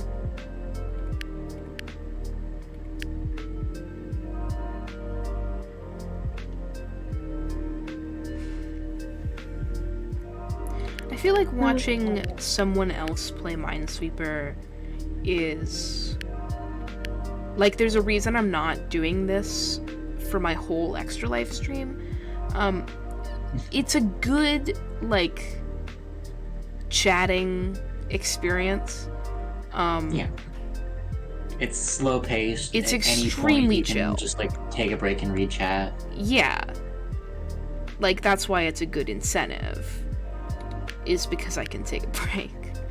And play 10 games of Minesweeper. But the experience of watching another person solve a puzzle is either being ahead of them or being behind them. Yep. Which is like not an optimal stream experience, I think. Not exactly. So honestly, I could just not put this on screen, but that would be even more boring. Welcome to my podcast. Welcome to our podcast. Today we're discussing. What are we discussing? The Tacoma Narrows Bridge disaster.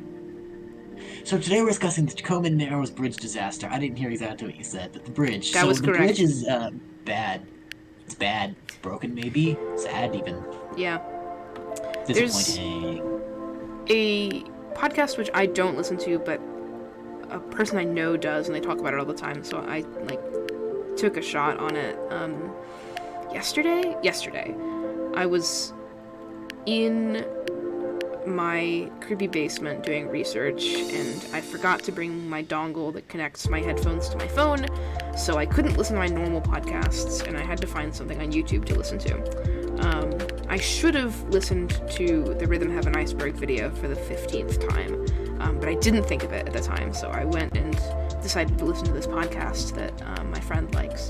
It's called Well, There's Your Problem. It's a good podcast. It's about engineering disasters. Hell yeah. And they have a running joke where they say, and next episode, highly anticipated, will be our episode on the Tacoma Narrows Bridge disaster, or something along those lines. I don't remember exactly what it is. And the butt of the joke is that this is like the most basic thing that there are 50 video essays about already that is an engineering disaster. Everyone knows about the Tacoma Narrows Bridge. But one day they're gonna finally do an episode on it. That's the joke. One day. They won't, but they'll keep talking about it. Exactly. One day I'll put out the sun, and then you won't see. None of you will fucking see. I guess I won't see. Exactly.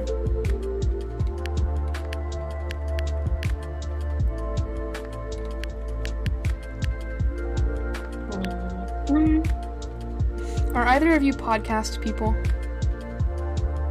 No. Not really. Sad. I only listen to one podcast that isn't just a D&D live. It's Yeah. people playing D&D. The Overly Sarcastic Podcast, Mm-hmm. which I only listen to because I watch their YouTube channel. So That's fair enough. I am a podcast person by birthright, which is to say my mom listens to a lot of podcasts. But I really fell out of the habit of listening to podcasts after a while.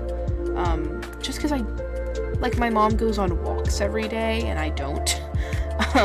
So I didn't have a good excuse to listen to podcasts. But I'm doing a lot of time-consuming data entry and art these days. Both of those things are things where I need to be looking at something intensely throughout the process, and so I can't watch any kind of visual media unless I'm not paying attention to it. So podcasts are perfect for that. And it means Understandable. that because I've listened to podcasts extensively in the past, I have favorites. So I know what I will want to listen to while I do this objective, while I complete my objective.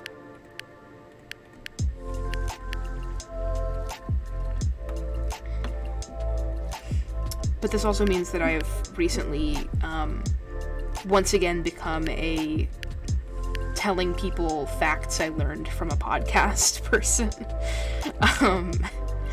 which I was for a significant part of my youth because I listened to podcasts all the time during my classes. And now that I'm listening to podcasts again, I am constantly thinking about what I have most recently learned from a podcast. And so someone will, like, mention something obtusely related to the thing I was listening to a podcast about, and I'll be like, I was listening to a podcast about multi-level marketing, for example.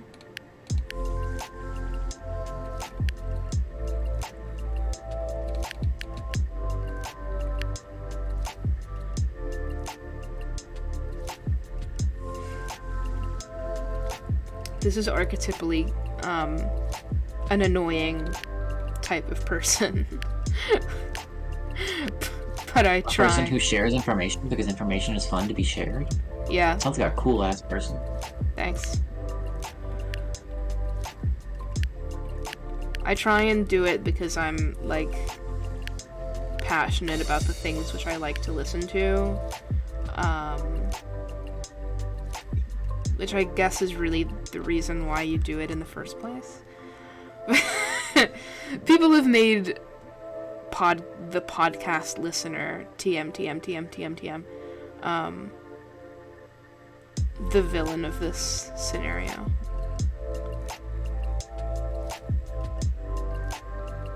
But I just really like learning about, like, fashion history and the wellness industry and engineering disasters, for example.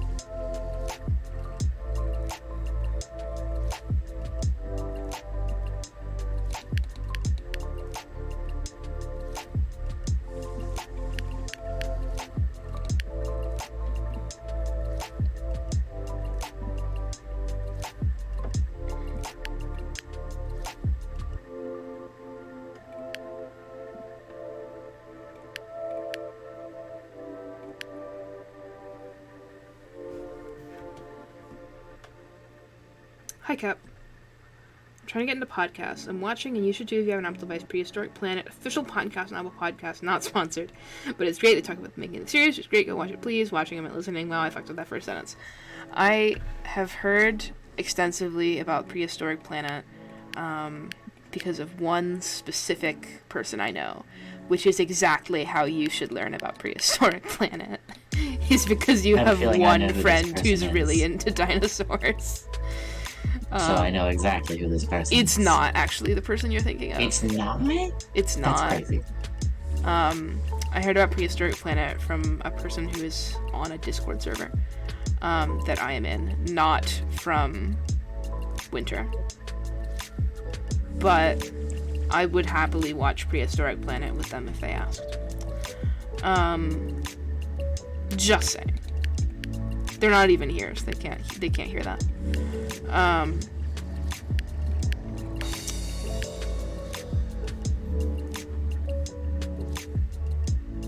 It was you! Oh my god.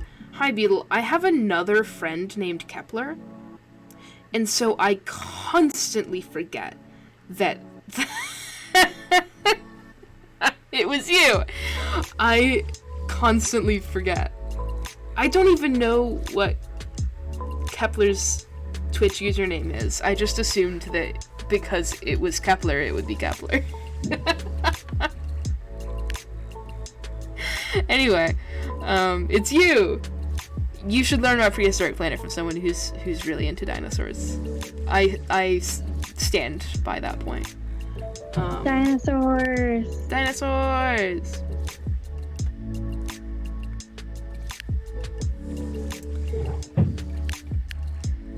And also, if you don't have a friend who happens to be really into dinosaurs, I really don't know what you've done with your social life. I am experience. generally the friend who's really into dinosaurs. I'm not as into dinosaurs as I used to be, but I'm still pretty into dinosaurs. That's good. I I've am. had two friends really into dinosaurs over the years, not counting Sil, which I guess I should now. So 3. I'm just really into biology in general. It's a good thing to be into. I could never be like that. I was having a conversation with Winter was it earlier today? Might have been earlier today. Time isn't real, so like don't worry about it. About how like I could never be a STEM major. Because You can be a STEM major, I assure you. Everyone No. can be a STEM major. I couldn't. Everyone will be a STEM major. Okay, well that's different. A different thing entirely. But I could never be a STEM major because I couldn't do the like glut of required classes that a STEM major involves. Like I'm a free spirit. I have to be allowed to take whatever bullshit classes I want. And What, you not... mean you don't? Hang on. So as a STEM major, I'm currently taking a class called Level Up, the Rhetoric of Video Games. Yeah. Does Like, that that not sound sound- like an amazing class? That sounds extremely interesting to me. I couldn't take that and also like biochem. I'm an So artsy. you just don't want to take biochem. Not necessarily. It's also the fact that biochem is required. My trick for being interested in science and shit is that I want to be a scientific illustrator. That rules. I actually, somebody in my family does that. They do Such a CAD job. drawings. It's such a niche job, but it's very interesting. It is extremely interesting, and now I'm fascinated by that. I've never even Learn CAD considered that that's a job that people have. It's just my favorite kind of Real job. people do this I every hadn't day. ever until I had to do an assignment for my environmental science class, and we had to look up jobs that involved environmental science. And he encouraged us to look up something that relates to our interests. So I looked up jobs that involved science and art. Mm-hmm. That's so one of those career required searching assignments was actually helpful to you. The first time one of those has ever been helpful to a person in the history of career searching assignments. Yes, surprisingly. Scientific illustration is goated? Yeah. Unbelievably so. Thank you, person who said it was goated.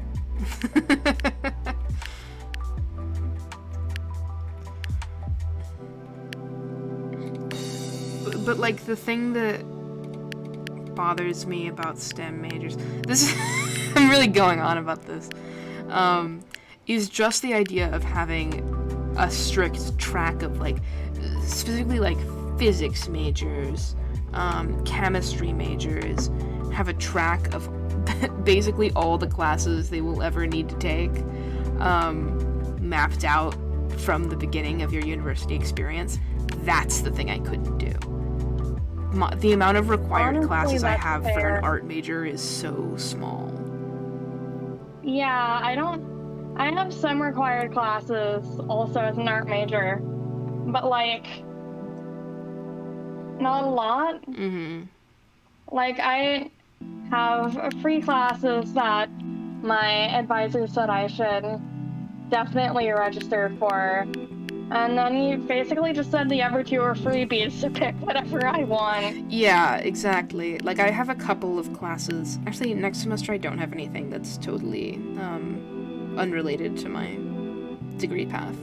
But I usually have a couple of classes that are just like, I'm taking this because I'm interested in it, and not because it will give me literally anything, literally anything that could possibly be helpful to my degree. Although I've liked my required degree classes more than I expected, to be honest. I mean, at my school, there are a lot of required classes just in general. Like, I am taking a seminar on race, power, and resistance. Yeah. Everyone has to take that. That's fascinating. Specifically that class? Specifically that class, seminar on race, power, and resistance. That's wild. I'm taking a seminar on arts and social justice. I had to do any first-year seminar, and I chose one on spiritual autobiographies. This will surprise no one who knows me.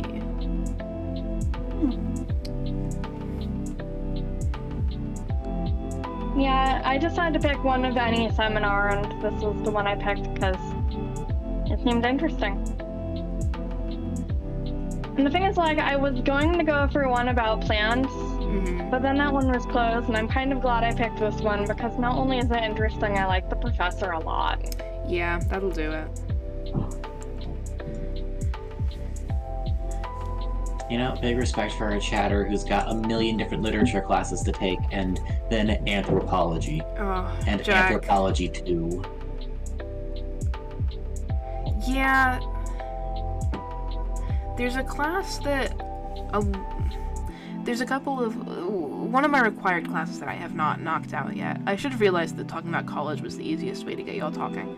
One of my required classes that I have not knocked out yet is a lab-based science.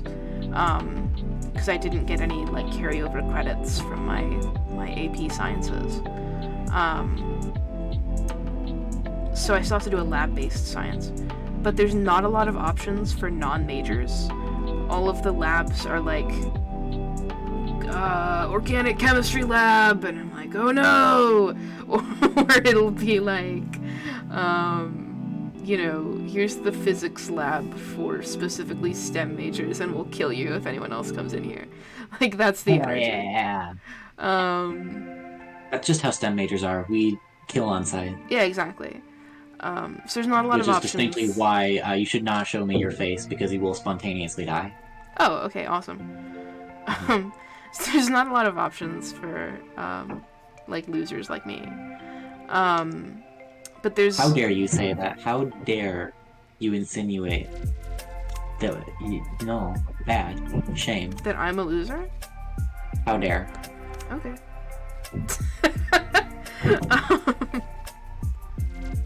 I'm getting real mixed messages from this stream chat. from this voice channel, I mean. No, hang on. Okay, fine. There we go. Now it's in stream chat too. You're welcome. Oh, thank you.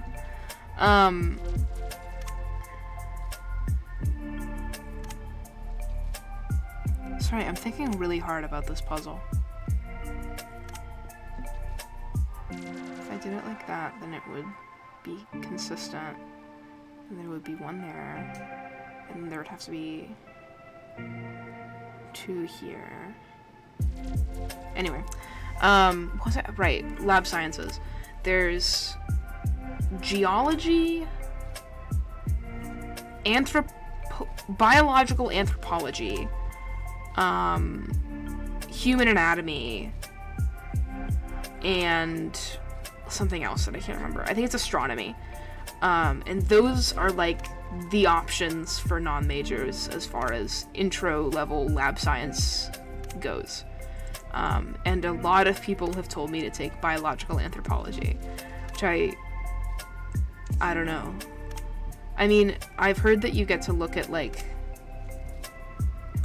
bones, which I think would be fun.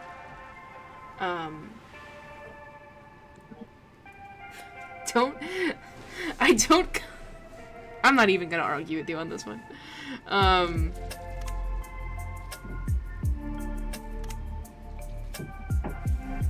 1, 2, 3, 4, 5,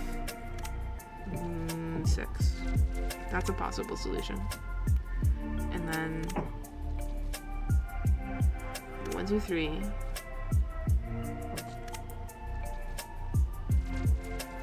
4, 5, 6.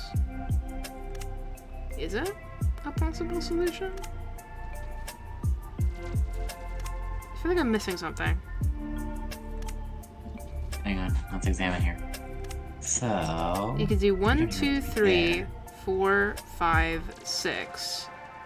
Or you could do 1, 2, 3, 4, 5, 6. But either way, you need this one to be marked. That's what it was. And now you need 3 here, so it can either be 1, 2, 3. But either way, it has to be these 2. And you have 1 and 1, and there's 2 left, so it has to be like that. Bam!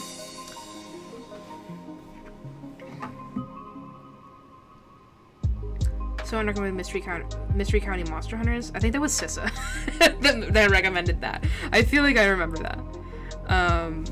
My favorite podcasts are Articles of Interest is what I've been listening to a lot lately. Hi Bruce, by the way. Oh, Bruce. Hi, Bruce. Articles of Interest, which is a podcast about fashion. And it's great. It is originally a spin-off of another one of my favorite podcasts, 99% Invisible, which is about architecture and design. I always pitch this one to people by saying architecture and design sounds like a boring subject for a podcast, but I've been hanging around enough people lately who would disagree with that I can't pitch it like that anymore. But the secret to 99% Invisible... Okay, so fun story about a thing I did once. Once for my parents' anniversary a year or 2 ago, and I think it was 2 years ago, we went on a architecture tour of Chicago on a riverboat. That's awesome. And since then, I think the architecture is interesting. Yeah. I did, for my art history class recently, we did an architectural scavenger hunt around campus looking for certain architectural features that we were going to talk about in class later. And my campus has a lot of Gothic architecture, which is pretty cool. But there was a lot of looking at the various arches on campus and realizing how many of them were pointed arches versus rounded arches, and that we have an arcade inside an arcade as in the architectural feature, not as in the game center. Yes.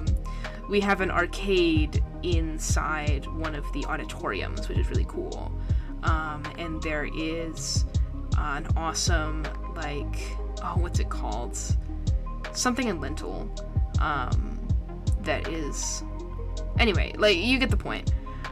There's a lot of cool architectural features around my campus. Which you guys really did have an arcade in your whatever. No, an arcade is a series of columns inside a building that supports it. It's really a series of arches, but a series of arches creates a series of columns, so... There's also a groin vault on campus. You guys had an arcade. Yeah.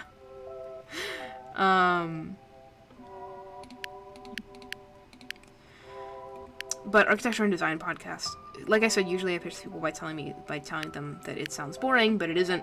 But people disagree with that nowadays because I talk to cooler people. So instead, I say that the secret of 99% Invisible is that everything is designed. The reason why it's called 99% Invisible is because the work that goes into designing not only a building, but a piece of music, or the pneumatic tube system, or, one of my favorites, the shot clock in basketball, like stuff like that. The work that goes into designing that is 99% invisible. So there are absolutely excellent episodes of this podcast on all kinds of different things. For example, the history of the shot clock in basketball, or for example, the history of the pneumatic tube, or for example, building collapses. There is an excellent episode on a specific design feature called the Catrafoil. There is a really good episode on the origin of the song Who Let the Dogs Out. It's an excellent podcast, and also Roman Mars's voice is extremely soothing. So that's like a secondary pitch. I tend to have trouble listening to podcasts. It's hard. I have listened to one podcast with my mom. It was really funny though. I think it was one of the story podcasts. Yeah. Can I tell you about it now? Because it was really fucking funny. No, go for it. It was called The Hot White Heist. Okay. And so what this is about so we are told that there is it's about a bunch of queer people stealing from a top secret sperm bank. Okay.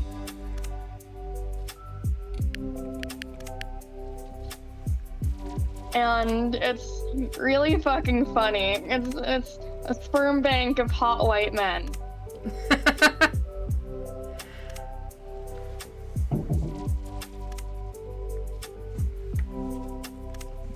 Is that it? Is that I don't know how to play any further than that. Yeah, that's really the story. Funny. I agree, Bruce. It is like you're either a person who can listen to podcasts or a person who can't listen to podcasts, and it is no shame if you're not a person who can listen to podcasts. But I will say that was the one podcast that I managed to actually listen to, and it was because I was hanging out with my mom and we were giggling at it the whole time. Yeah, my mom listens to a lot of podcasts on road trips, so I can't get out of it. But usually I will start talking about it so much that she has to pause it. But I will say that there are different types of podcasts, and it is entirely possible for people who, quote unquote, don't like podcasts as a medium, that they just have not listened to a type of podcast that they will enjoy. Because people get a sense that a podcast is one thing, right? It's a serial fiction podcast. This is what podcasts are. It's a podcast where two guys just talk to each other about a topic. That's a podcast. It's a comedy podcast. I just remembered that I have listened to one other podcast that I liked, and we did it for class.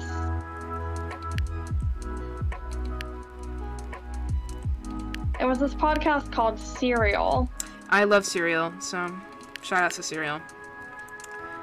Serial's not very, as very in good. Not as in the food. Yeah. The podcast Serial. Yeah. Serial is what I like to call, I had this conversation with a couple people a while ago, is that when I say that I like true crime, people think that I like those podcasts about serial killers, which is what Serial is named after. But what I like is stuff like Serial, which means podcasts about, mass incarceration, or the corruption in the justice system, or, podcasts about actually true crime. That was.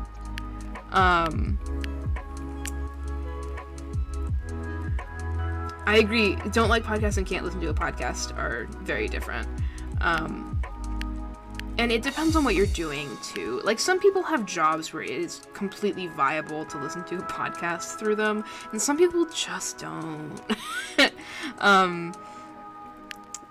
But anyway, there's like, you know, podcasts which are just very free form, podcasts which are comedy, podcasts which are serial fiction, podcasts which are really structured and informative, and like those are all different styles. And so one thing that my mom will talk about all the time, I marked that totally as a guess, and for some reason I should be able to know that that's correct. So sorry. No, I know why. Never mind. But what my mom always says is, like, she cannot stand listening to podcasts which are just two guys talking. Or two people talking, doesn't matter who they are. If it is, like, loose, unstructured chatter, it's, like, no way in hell. Because she's very particular about, like, she wants something with production value, and she wants something where the time spent listening to it is proportionally, like, useful time.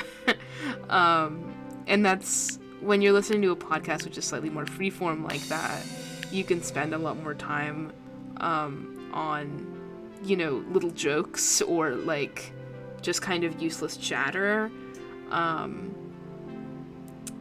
And that's not exactly, like, what you're looking for in an extremely informative experience. It's just a different style of, like, enjoying and wanting to listen to a podcast. This is my I definitely tangent. have heard podcasts where it's just two people talking and not liked it. Yeah, there are bad podcasts which are just, I think, you know, there are bad podcasts of many types, but I think that the most, like, high-profile podcasts, which I genuinely think are just not good, are two uncharismatic people talking. Like, I'm sorry, There's a man. worse version of that. Exactly. One uncharismatic person talking. Oh, that's true. One uncharismatic person talking is also pretty bad.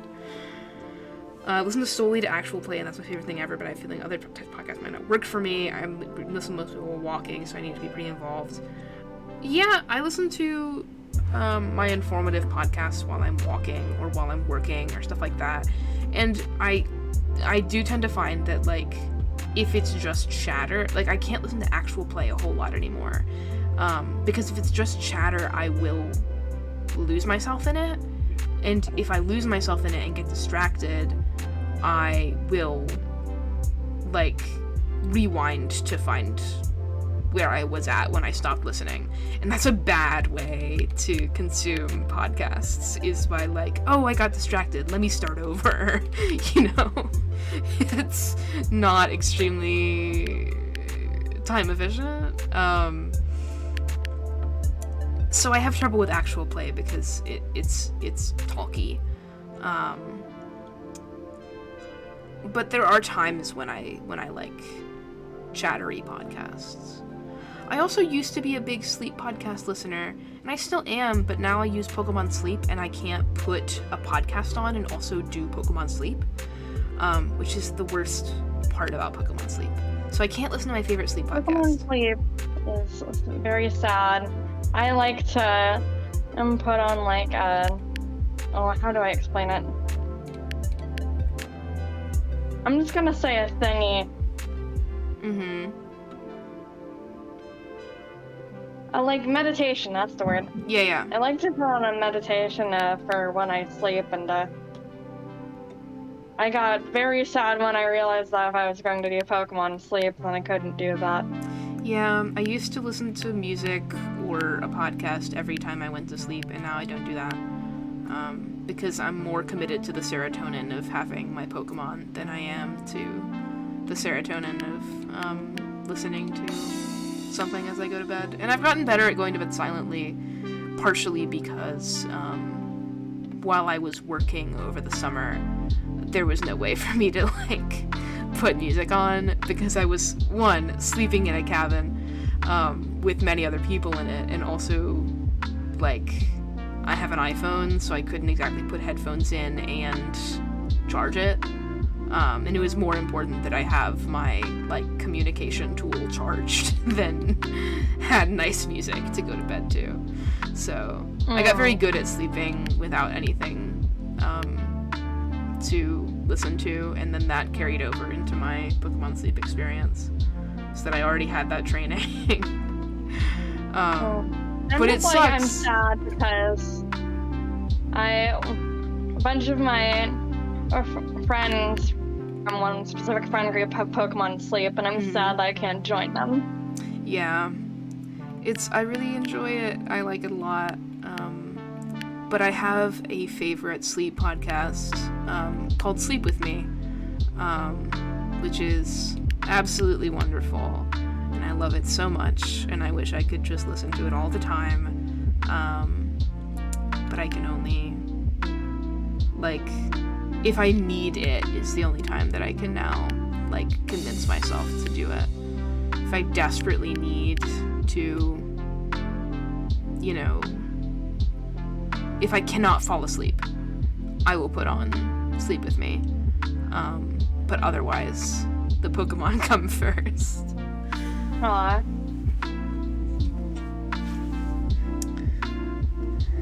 That is crazy to me. I cannot sleep like a sleep podcast because it's still people talking.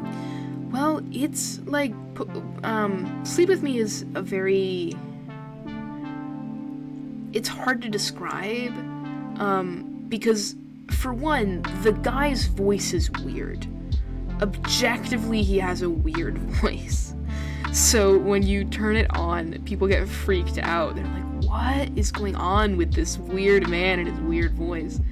But also the whole point of it is, what he's doing is going on tangents and telling stories which are super rambly and end up very nonsensical. Usually I fall asleep within the first 20 minutes, which is before the story actually starts, where he's just doing an intro where he rambles on about various things. He's trying to introduce the podcast, and then he'll go this is just this thing, and he'll have sort of a dream logic kind of sense about it.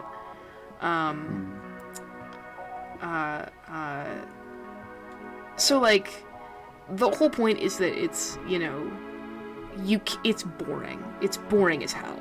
You can't listen to it and pay attention to it. Either it's boring or it is nonsense that will trick your brain into, going into dream mode,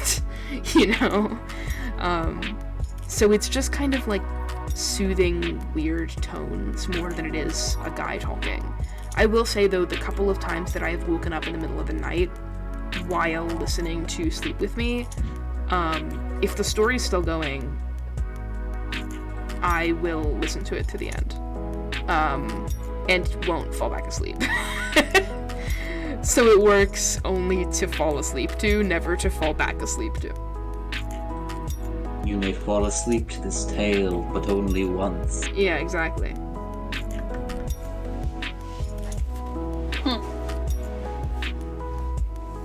Anyway, those are my sleep habits. I'm having way too much trouble with this puzzle. That's gonna be at least one. Hang on. With the corner with the 5s and 3s, I think the last one in that sort of square has to be a mine. Which one? So if you see that as a square, the one tile that's not filled in, that's a mine. Oh, this? Yeah. Because if you filled in the 5s in a way that square isn't connected, then it would be too many for the 3. Yep. Good shout. That doesn't necessarily help, but not necessarily. But it's a start. Well, it means that I think you can't. I think this one cannot be. This is not certain. Yeah. I haven't done the math, but yeah, fairly. I have. There we go. There we go. It was that if you had a mine there, it meant that only one of the 5s could be fulfilled. It just wasn't certain which one it would be. And then you can only have one there, and you can only have 2 there. That works out.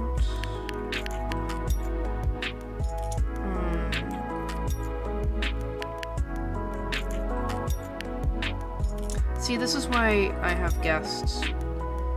It's for when I get stuck on puzzles and I say out loud that I'm stuck on the puzzle, someone who is like marginally not more intelligent than me. Someone who has a different perspective on it will chime in.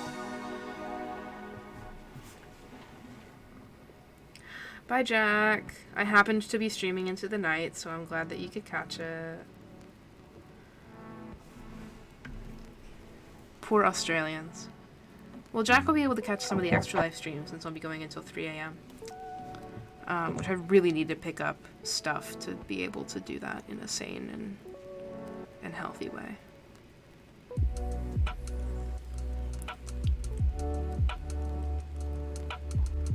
Not emergencies.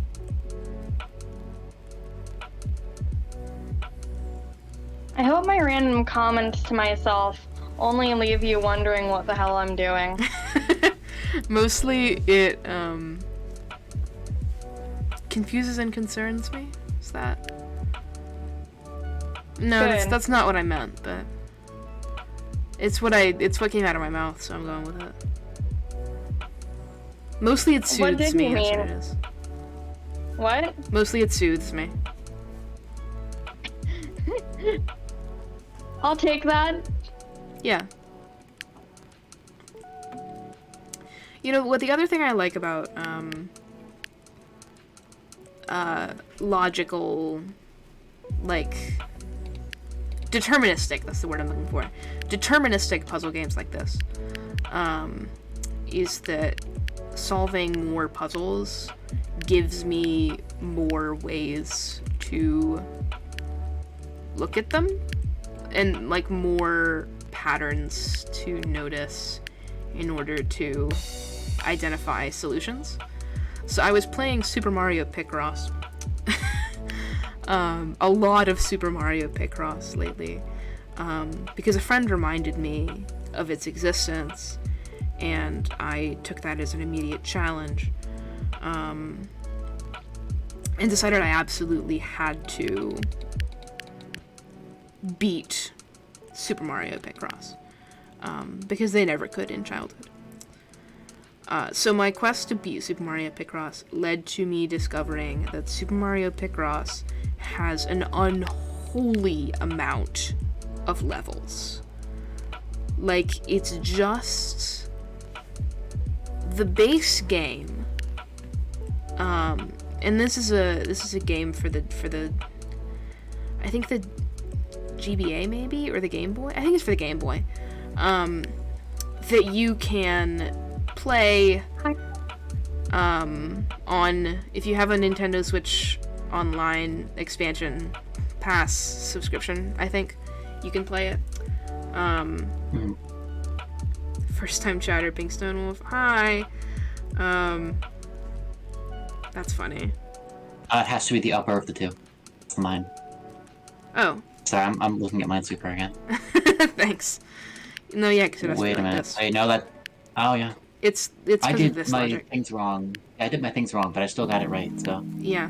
I had to figure out the logic first before I just did it before I figured just out did the it and logic trusted you. wrong. I missed the fact that was on a corner, and so I was like, "Oh, there's 4 blank spaces, and those are 4." I do that all the time.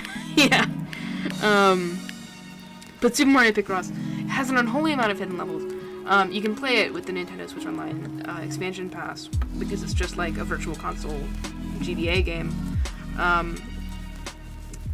But it's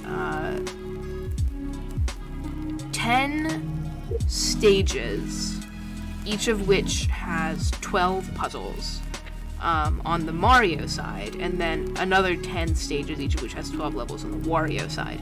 And then once you beat the Mario side, it unlocks a special stage which has 12 puzzles for that side, and same for the Wario side. Once you beat Wario Special, you unlock Wario Ultra, which has another 12 puzzles. And then once you beat Wario Ultra, you unlock the 12 secret puzzles on the title screen. And then once you beat the 12 secret puzzles on the title screen, you unlock another extra secret puzzle on the title screen, which changes you to the Wario title screen, which has another 12 secret puzzles and another final secret puzzle. And that is all the puzzles in Super Mario Picross. It is unholy. Like, it is wrong for them to do that. It's too Yeah, that's many layers of fake out. so many puzzles that I think I have to leave the stream really quick. Unrelated, I have to go eat dinner because my roommates are yelling at me to eat dinner. Okay. You might have heard them asking about a calendar. I did. Yeah, by chat, by people who are streaming. Bye, Veneer.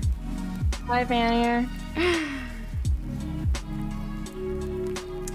The fact that you could list that sequence in its completion and in order is actually far more impressive to me. It's because I played it. I had to reckon with it myself. And so it's ingrained in my mind permanently now, is the order of secret puzzles unlocked in Super Mario Picross. Which Super Mario Picross is actually not the first Mario Picross game. There is an earlier Mario Picross game, which is not on the Virtual Console, so I have not played it, which makes me sad and makes me kind of want to play it, but I feel like that's a bad idea. Again, I'll reiterate that playing, Picross and Minesweeper and stuff like that on stream is great for a break. It's not great viewing content. Oh yeah, I'm not actually watching it. I'm too busy with this. Yeah, it's a good idea. Again, welcome to my podcast. Huh. You would be a great podcast host. I have heard this genuinely a lot.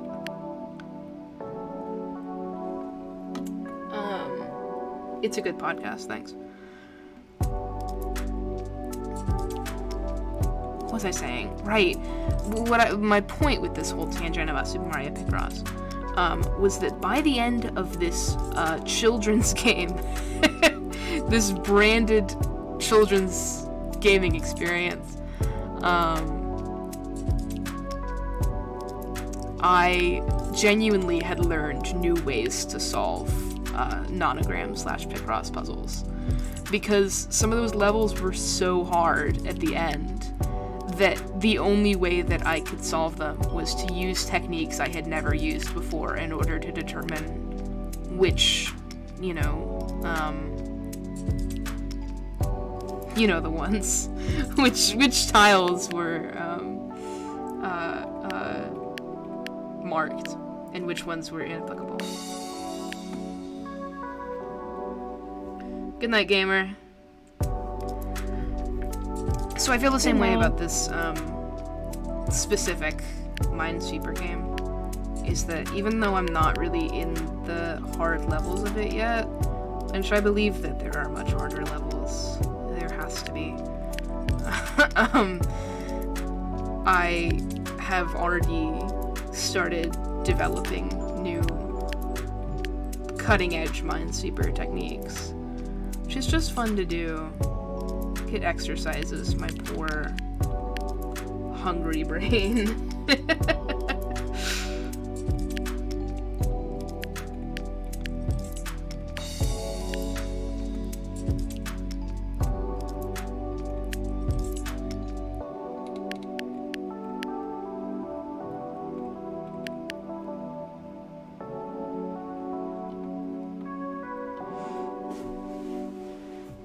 I've said before, I've said this to several people,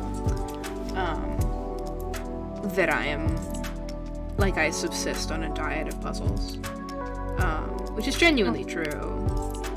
I think if I don't have enough puzzles in my back pocket, I will die like a Tamagotchi.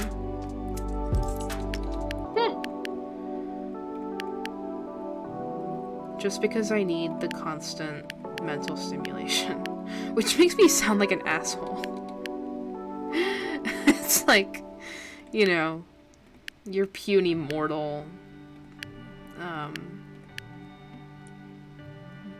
fucking, I don't know, math problems aren't enough for my super mega Chad brain, and I need more. But this is why when I was a kid,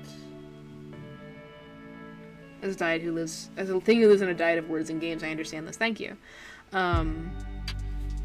this is why as a kid I would like make up increasingly not convoluted, but I would have increasingly like extensive math problems written down that I would just like work on in my free time, and I usually mess them up at some point, so it wasn't accurate, but I would like spend my time trying to organically calculate 2 to the 30th or whatever. So it would just be me like multiplying higher and higher numbers by 2 by hand on a sheet of paper, because that's what would, you know, that's what would keep me entertained? Yeah. Which, again, makes me sound like an asshole. It's not because I was particularly intelligent. Like, I feel like that... it makes me sound like you really liked math. It's not even that, really. But what I feel like when you tell stories like that, it's like, you know, the birth of a genius or whatever. It's like, not really that. It's mostly that I was very bored. And... No, it's like, I get it, because, like, listen, I was always, like, called a not a genius, but, like, a gifted child.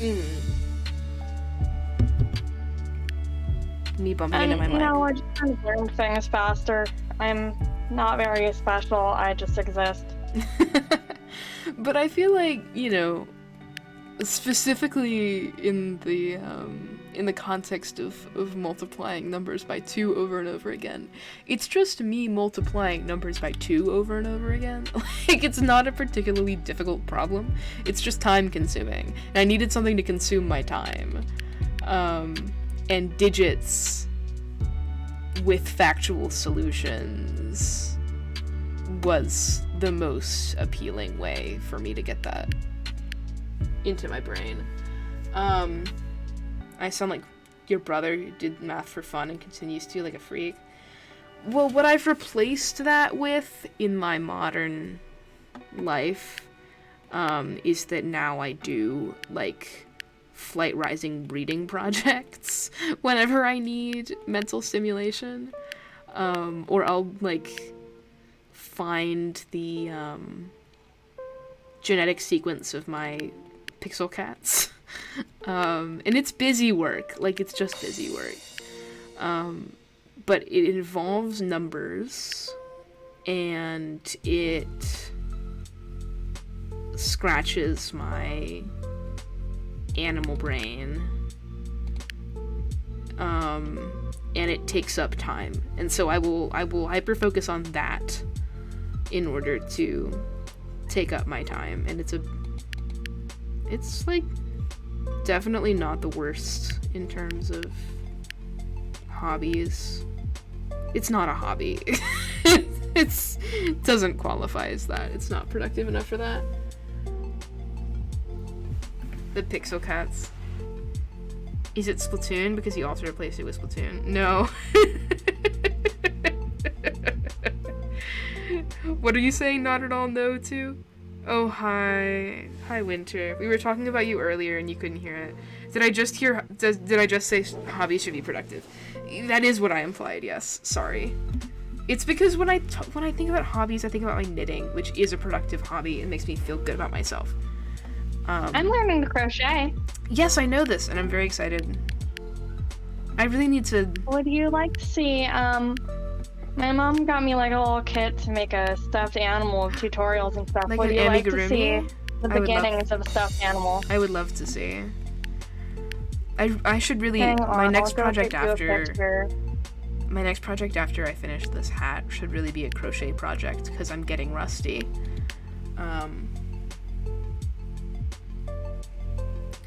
But yeah, if it's not productive, I tend to think of it more as like a game than a hobby.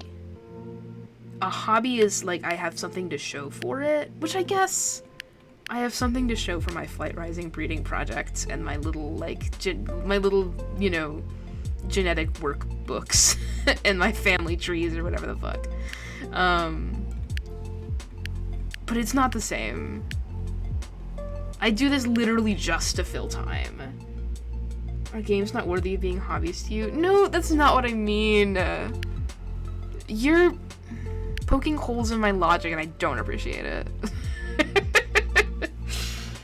Be personally offended or reassured our friendship based on your response.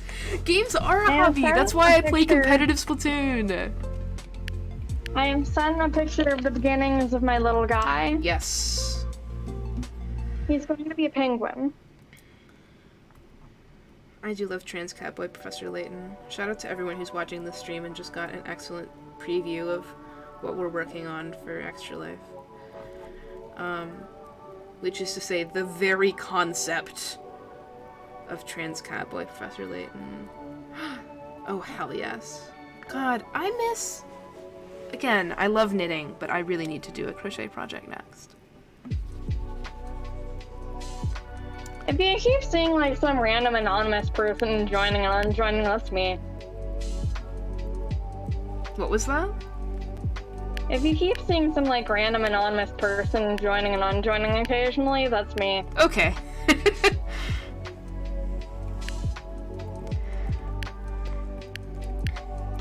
I don't know what my definition of hobby is at this point, and I feel like anything I say will only make it worse.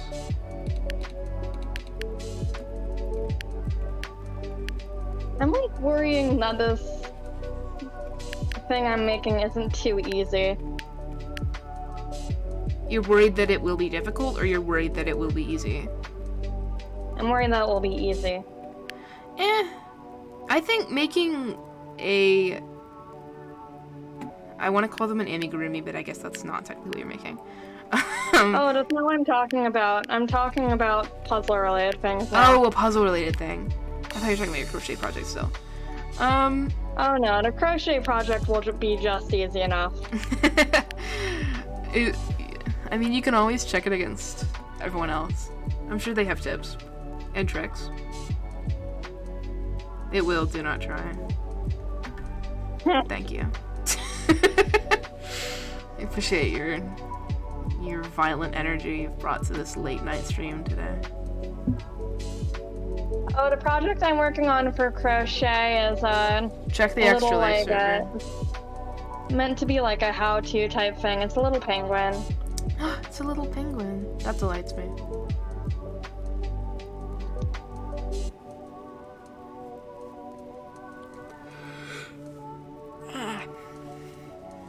I was gonna finish all 100 of these puzzles, but I'm not sure I will. I mean, I definitely can. I'm just also, like, eepy. That's what I'm here for, except remember when I said I needed to work on my essay. Go! You have to leave. Be gone.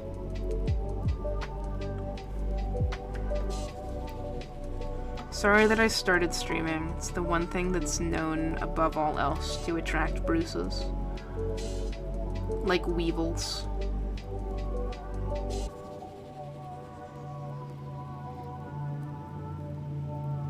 Just like that, like that.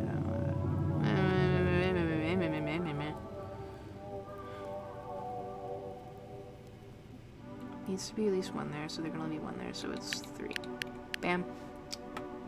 I never had any trouble figuring that out.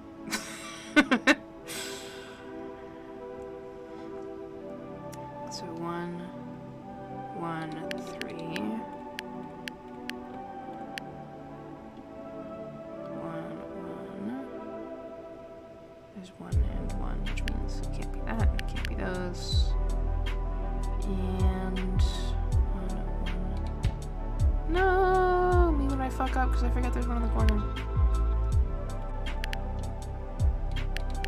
It's fine.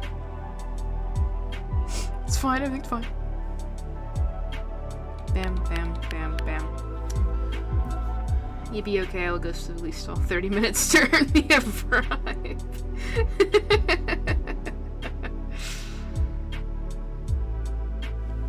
The fact that it attracts bruises is not even funny because it's a fact. Oh. I don't know what to do with you sometimes.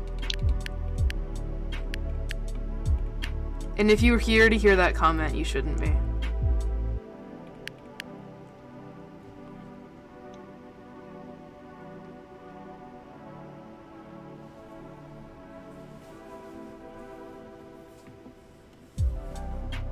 It would attract Aussies if I wasn't working when you stream most of the time. Yeah, well.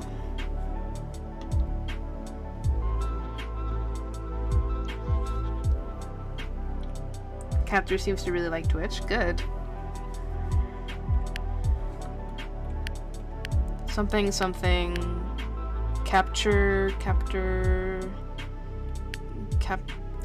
card. There's something there. Me when I capture video and Captor really likes it. Is this anything?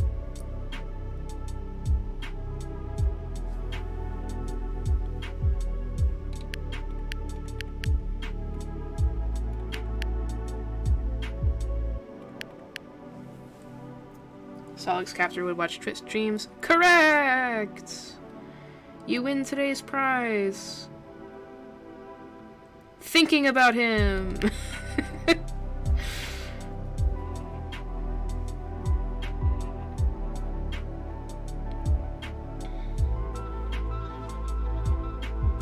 I think that's not even a would he situation. It's sort of a factual, like, yeah, he does. Affirmative. Oh my god. Me when I'm sleepy. I should really end stream soon instead of finishing all the. I'll do 2 more. And then we'll wrap it up, because I'm so tired. I can't get tired before actual Extra Life Day. Oh, here's a question. Yep. If you end stream, would I be allowed to stream working on this puzzle of the requirement that you not come look? Unfortunately, I have to be here in order to stream. What, like stream to the internet or stream on Discord? No, on Twitch. Can I stream it just to the Discord? Yeah, I won't look. Peace and love. Thank you. I was hoping that you would be really excited about my prize, Ozzy. I was hoping that you would be like, yay, I get to think about Solix Captor. But instead you were like, meh. And I was like, oh. That's the sound that I make when I'm sad. Just so you know. It's a good prize, but what's just your state of being? Well, now I've permitted it, officially.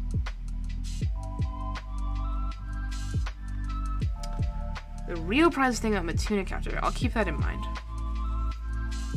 And you too can win the prize of thinking about Matuna Captor if you donate to Extra Life by using !donate command and clicking on the link to extralife.com/participant/afterlark and donating at least $5 to enter the raffle. This is me practicing my spiel. It's important to have a good spiel. I know him for you, despite the fact that I don't know who he is. I can't believe that you hang out with Ozzy so much and you haven't yet been homestucked. Oh wait, I think I mentioned him at least once. At least once. My trick for finding out about a fandom without actually having to get into the fandom is to get people to tell me about it. Yeah, it's a good trick. This is the same as what I was talking about earlier with, like, podcast people. Just get someone to tell you the facts that they learned from the podcast. And listen to them explain I'm just getting Oz to tell me about Homestuck. That way I can find out about without actually having to read it, because I don't want to. The actual time commitment of reading Homestuck. Should have advertised this as a Homestuck stream. Missed opportunity. It's absolutely batshit, from what I hear. It is. It's the whole point. Enrichment in your enclosure. Yeah. One day your enclosure will be enriched by Bruce learning about it, but that day is not today.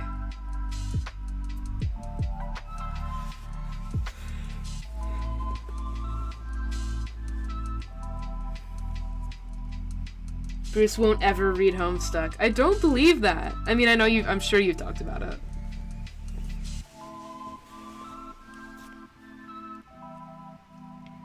I believe that things change.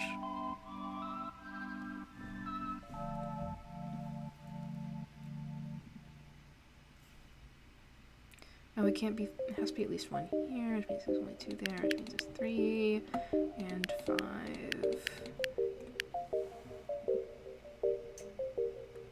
Veneer will, yeah. I mean, that's a given at this point.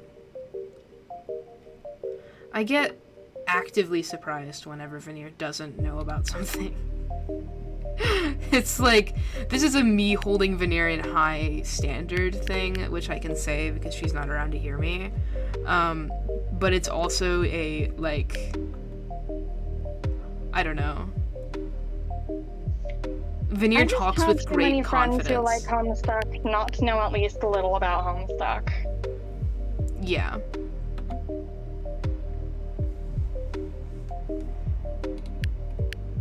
Veneer talks with great confidence about a wide variety of things, and so she's not one of the people who could fully lie to me and I'd never know, or I'd, like, trust them implicitly, but she is one of the people who could fully lie to me and I wouldn't care.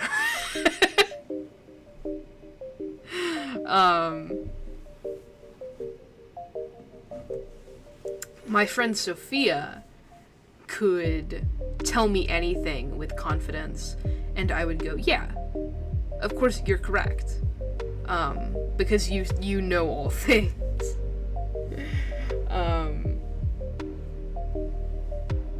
I have a friend like that.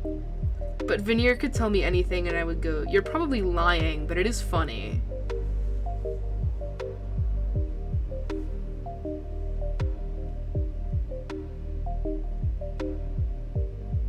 Yeah.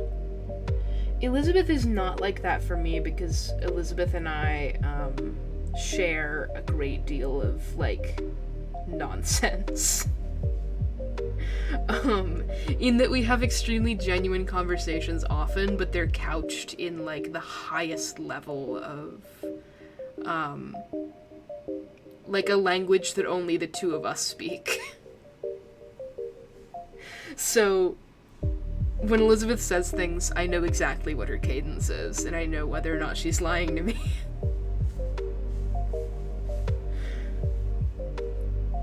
She is reasonable and knowledgeable and functional, but when she's lying to me, she says it in a specific little voice, and then she turns and walks away.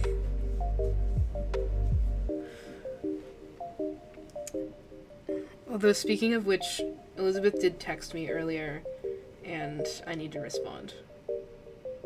Which is a great segue into me saying that the minesweeper section of this stream is over.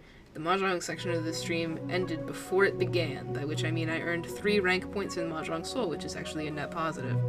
And the Extra Life section of this stream begins in roughly 36 hours. Almost exactly 36 hours.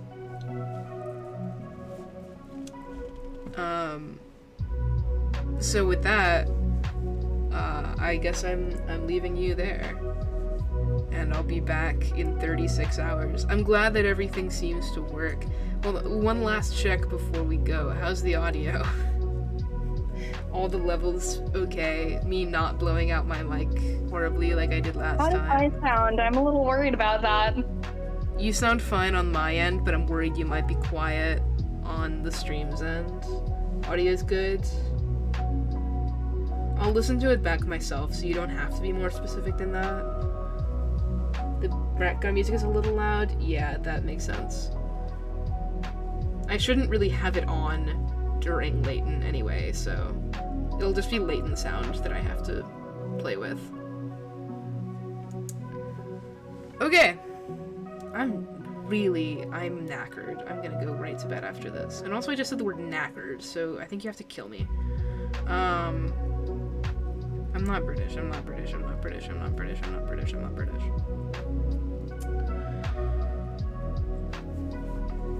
I always forget how to end a stream. Like, not physically, but how emotionally to end a stream before... I ended. I should turn off the background music because it's a great vibe, but it's keeping me from turning the stream off. And then... Are you ready? Are you ready? Are you ready? Are you ready? Are you ready? This is my tradition. I remembered it now. Are you ready? Are you ready? Yes. Are you ready?